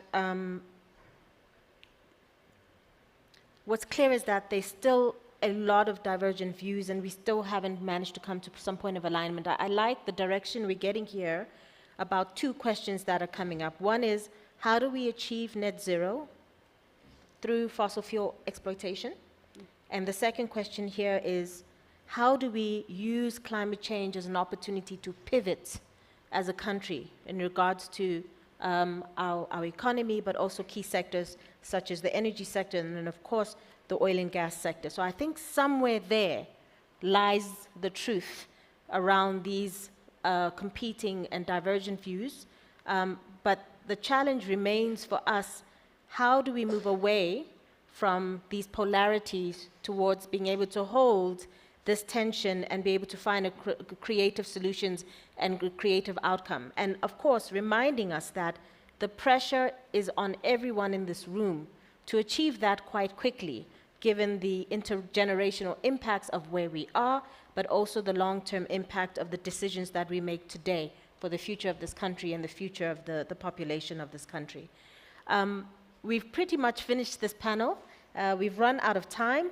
We're almost at the end of today's session. So I'm going to be handing back to Nompu Mulelo to just wrap us up for the day.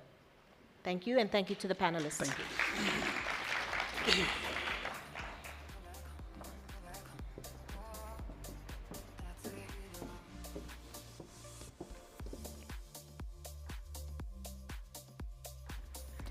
Thanks very much, Ntato, for that. And indeed, you were really strained for time, but you did your best in the time constraints. Before we do wrap up, I've been advised that it would be a good idea for us just to pose a few questions to Steve Nichols of the PCC, because that opportunity was not afforded to him, and he's sort of on the other side in terms of some of the views that have been coming out in terms of what we need to achieve as a country in order for us to meet our climate change objectives. So, Steve, I think perhaps you should come up to respond to a few questions. But in the interim, can I ask Paul to head to, Paul is in the financial sector. I'd like Paul to head to a microphone and pose a question. And then for the online audience, if you do have a question, obviously we're not going to use all of the questions. Please do pose to Steve, and then we'll take another question on the floor, and then we'll round things off. Go ahead, Paul. Good afternoon, Paul Taylor, Standard Bank. So it's not a question for Steve, but it's a few factual observations for the benefit of the policymakers. I think what we've seen evidenced today is really point-in-time policymaking, where a view has evolved largely pre-COP26, and it's the view that's come across as a limited view formed by decision makers who don't necessarily have full access to all the information that's out there in the market. Essentially, the policy-making view has been ripped up in totality by the events of the last few months, and I'll give you some examples. And again, these are just factual, there's no question. It was mentioned by a panelist that the whole thing after Russia or Ukraine should be ignored because it's short-term. It's not correct. The EU taxonomy declared gas and nuclear green on the 2nd of January. That was 7 weeks before Russia-Ukraine. A couple of speakers have said that oil and gas projects take 10 years. They don't. Balani in Côte d'Ivoire is less than 2 years from discovery to FID and is Scope 1 and 2 net zero neutral. The Biden administration, in its environmental approval for Alaska LNG, this is within the last month, in writing has confirmed that LNG exports are cleaner than coal. More globally, there's a report by EQT Corporation, which encourages international coal to gas switching. We're very happy to provide that. The IEA itself, in its Africa Energy report just the last month, has confirmed there's a role for gas in Africa. Just looking at the advocates, I'll just make a comment. Germany is currently developing not 1, not 2, not 3, not 4, but 5 LNG terminals, and is cheerfully able to amend its environmental legislation to do so. This is Germany. 2 more to finish off. First of all, another panelist said we should ignore the Russia-Ukraine, it's a short-term thing. This is completely irresponsible. It is an official target of the European Union that exposure to Russian fossil fuels should be eliminated by 2030. This is with us for the next 8 years of our lifetime. How can we ignore that? It's going to have ramifications into the 2030s. 2 more just to finish off. And first one, again, there's a consistent misapprehension in South Africa and confusion of electricity and energy. Electricity is not energy. Electricity in South Africa is only 32% of total energy. And then the last one to finish off, which again, there's very little discussion around the gas industry. The gas industry consumes 180 petajoules at the moment, employs thousands of people and major taxpayers such as Sasol. Our proponents arguing that industry should be shut down. By extension, they're not saying it should be invested in at least. And then the one just to finish off about a game changer, Namibia. We have to deal with the world as it is, and this is possibly the biggest sin of point-in-time policy making. Namibia has discovered world-changing resources during the course of this year. The exact numbers are still to be worked out, but it's going to be, most people are sort of saying a ballpark number could be 10 billion barrels of oil. And this is next door to South Africa, but more specifically, it is in the same basin that South Africa has, only 80 kilometers from the Republic of South Africa. If that is not an argument to relook at point-in-time policy making and adopt a more holistic view, taking account of increased energy security challenges as well as Namibia's discoveries, then I really don't know what is. Thank you.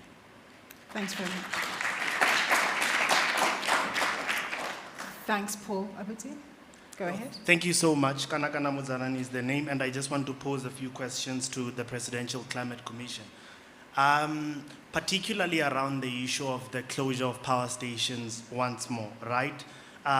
The sir over there made presentations about the $8.5 billion loan that is going to assist us in terms of accelerating to a low carbon economy, and he praised that effort and he acknowledged it. But I was very concerned about that, because we all know that South Africa has just completed the construction of Kusile and Medupi at an inflated cost of about 450 billion rand. And do we then take this money with the acknowledgement that we have to close those power stations before we even reach a quarter of their life cycle? Is that sustainable? Then secondary to that, he spoke about the trend with regards to our trade partners. I'm quite aware that our largest trade partners is obviously the European Union, and it's quite alarming that these people who are influencing us to rather move towards a low carbon economy, they themselves are actually ramping up. And as the Presidential Climate Commission, have they thought of actually making a recommendation that in our efforts to cap the rise in carbon emissions, perhaps we should consider at this instance not exporting our coal to the European Union and see if there is actually any sustainability in renewable energy? And as political as this may sound, we have to ask ourselves a serious question.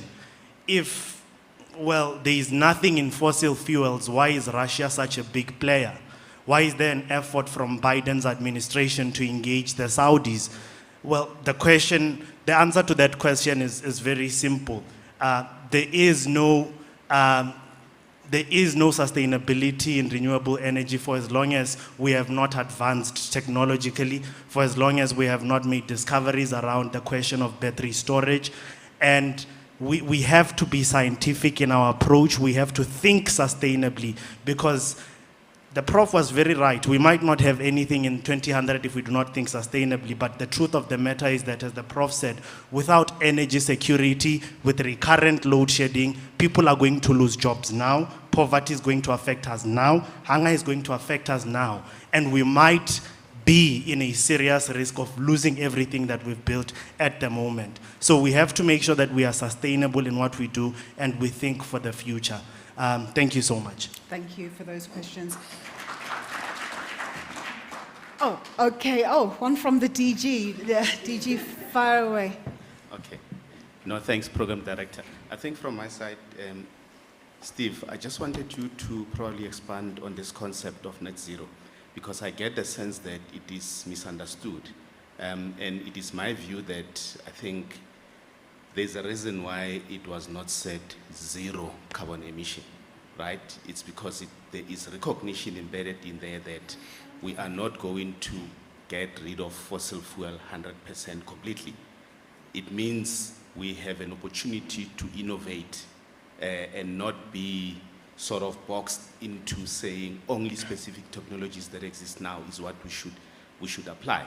You know, if we think of it as zero emissions, then it means we must apply what we have now. So it means we must not invest in innovation in how we continue to use our fossil fuel.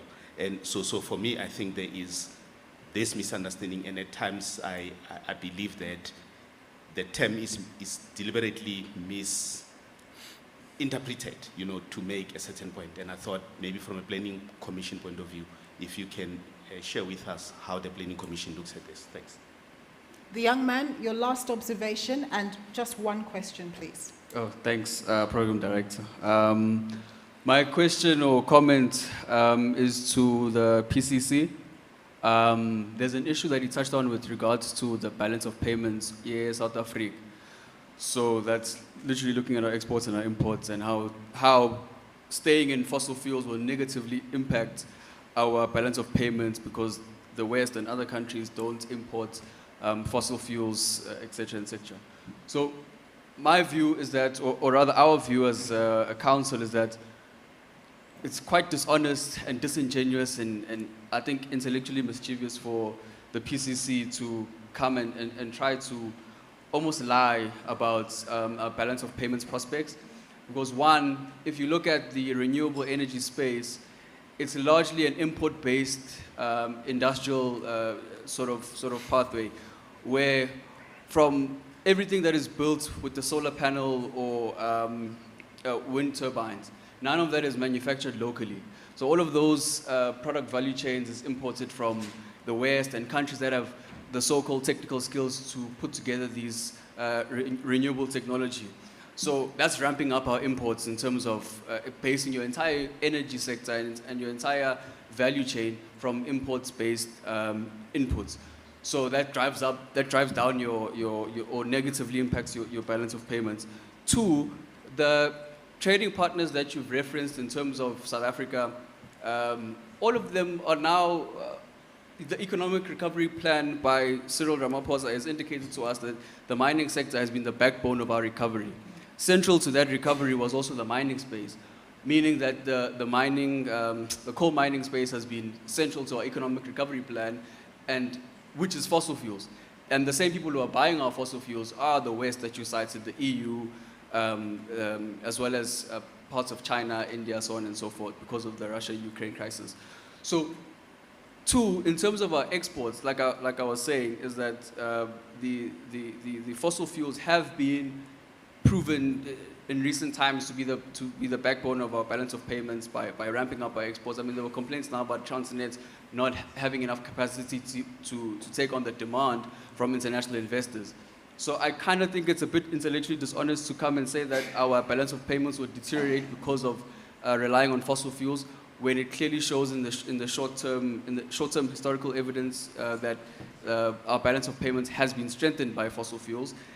And largely, there's no evidence to support that the renewable energy space has an industrial plan that localizes all of our value chain for renewables, which ultimately means we'll be driving up our imports to sustain the renewable energy pathway. I take it that's your last point. I mean, if you want me to continue on oil and gas, I can. There isn't time. We're supposed to have concluded. We're very by happy now. to chat afterwards. Yeah, but thank you, so I'll leave it there. Thank you very much. Those are excellent points. Steve, if you can answer what you can, but also take into account the observations made by Paul and how that changes the PCC's computations, because he's talking about developments that have happened in the last 7 months. Yeah. Well, thank you, everyone. And I must say, I think it's fantastic that the youth are here and represented so strongly and so coherently. There are a couple of things that I think we need to keep in our minds here. We're talking about a transition. So no one is saying that fossil fuels must be out of the economy immediately. But we're saying that climate change and the global effort on climate change does impose some long-term, fairly hard constraints on what we can and cannot do. But fossil fuels are a core part of our current economy. The observations around export value are completely correct. However, in the long term, we will see a decline in demand for fossil fuels. And that is something we have to factor into and is a risk to our economy. It does not mean that it is the only risk and that there are not other risks or opportunities, and there are plenty. So one of the questionnaires mentioned the mining sector. The future for the mining sector in South Africa is very bright. It's, however, probably not in coal, or at least not in coal as intensively as it is now. The global demand for commodities as we transition to a greener economy for things like copper and vanadium, things that are used in electrical energy efficiency and in batteries, will increase significantly. And so there's an opportunity for us to invest in mining, to invest in exploration, and that also has a regional factor. The youth speaker also mentioned the role of Transnet. If we are to take the advantage of these global opportunities, of these global export markets and these new commodities, Transnet and our rail and port infrastructure are a critical part of that.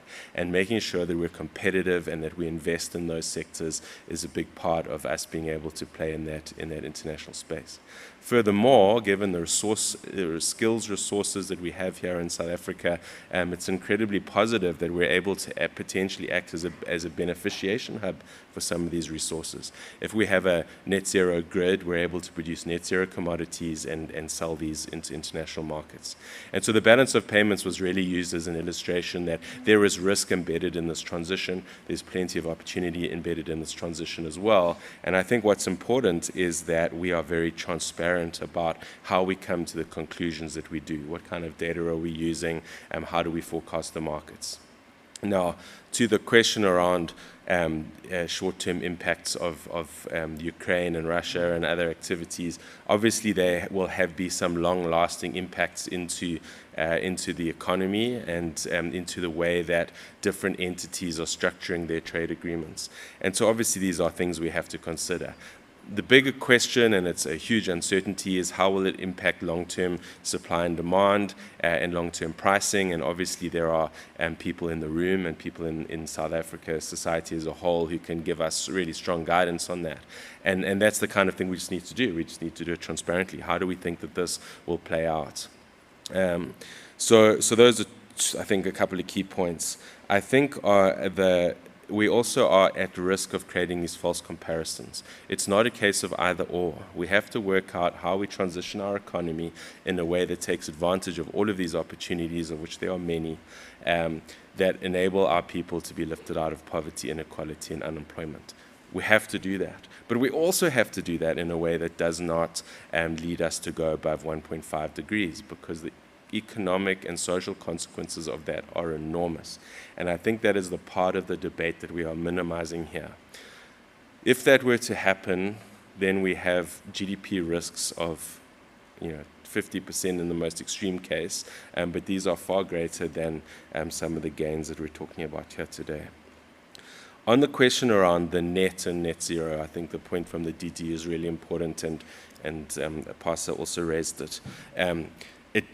What that means is that any emissions that we make into the economy post-2050 have to also be removed, right?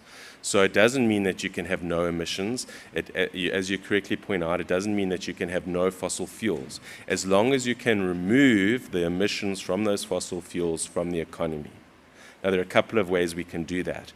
One is through natural sequestration, they call it. So we have more trees, you think you raised, and that allows us to sequester more carbon. The other way is through technology, right? You can capture carbon from the atmosphere and inject it somewhere permanent. Normally, they put this into disused oil wells and cap them, or you can find geology that will permanently store this carbon.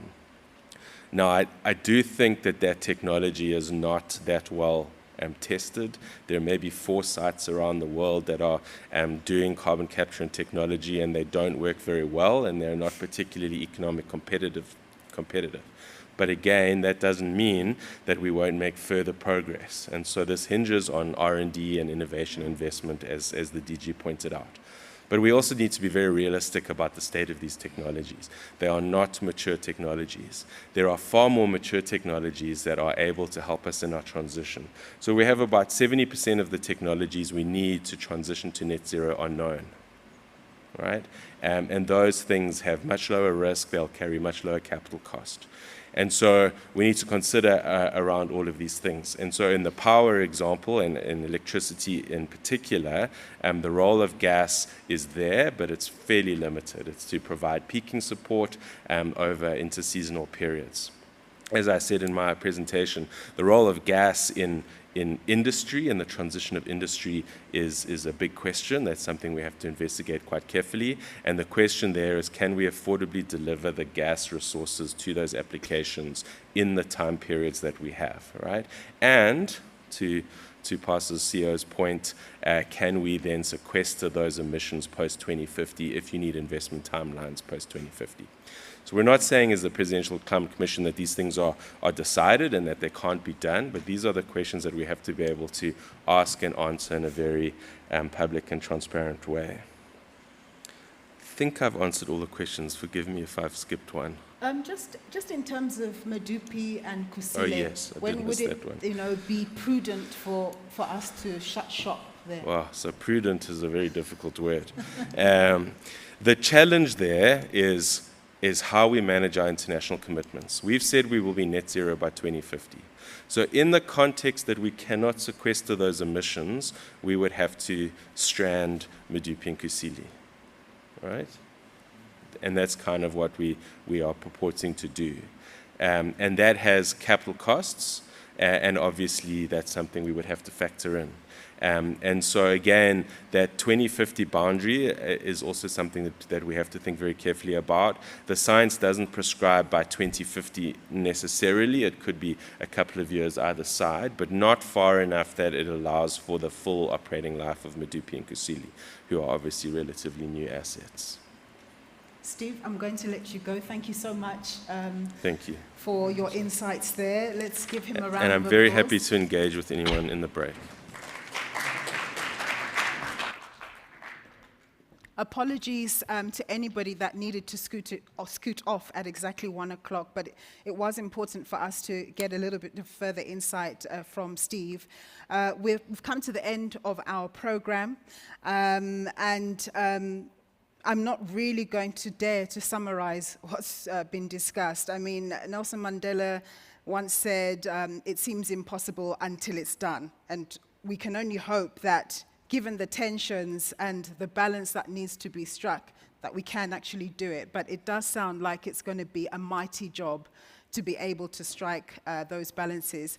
The advocate, made it clear that continued uncertainty, not just in South Africa, but at a global level where people just don't know what they're doing and what they're adhering to, it makes it very difficult. And it's great for the likes of the advocate because we remain confused. But ultimately, just to speak to what Sispindi was saying about our socio-economic crisis and what Ndato also mentioned around what we've seen in Sri Lanka, these are realities. They may be short-term, but they could be existential, actually, for this country. So it's not an easy thing. It's been interesting listening to all the various views. But one thing that I must tell you that's important to note is that, of course, this is a pre-colloquium. So this is the first edition, and there's set to be a second one sometime in August in Cape Town. And the communication will go out in due course to advise as to when that is. And the title of that particular colloquium, along the same lines, is the impact of offshore upstream oil and gas activities on the marine ecosystem. Can there be a coexistence of the upstream offshore petroleum industry with the fisheries industry? And of course, this comes against the backdrop of people in those particular industries based in the coast being very concerned about what seismic surveys and exploration mean for their industries and their livelihoods. How can everybody win in this situation? This is where I'm going to leave it. Thank you very much for all the inputs. Thank you very much for the attendance here in the venue and on the online platforms. We thank you for your questions. We apologize that we could not exhaust all of them. Something like this really needs an all-day situation, but I think we did the best we could under the circumstances. So I'm going to just say thank you very much. It's been a pleasure serving as your program director and look forward to seeing you the next time we are released. Oh, and there's a bite to eat if you're available. Thank you very much, Sispindi. We're done.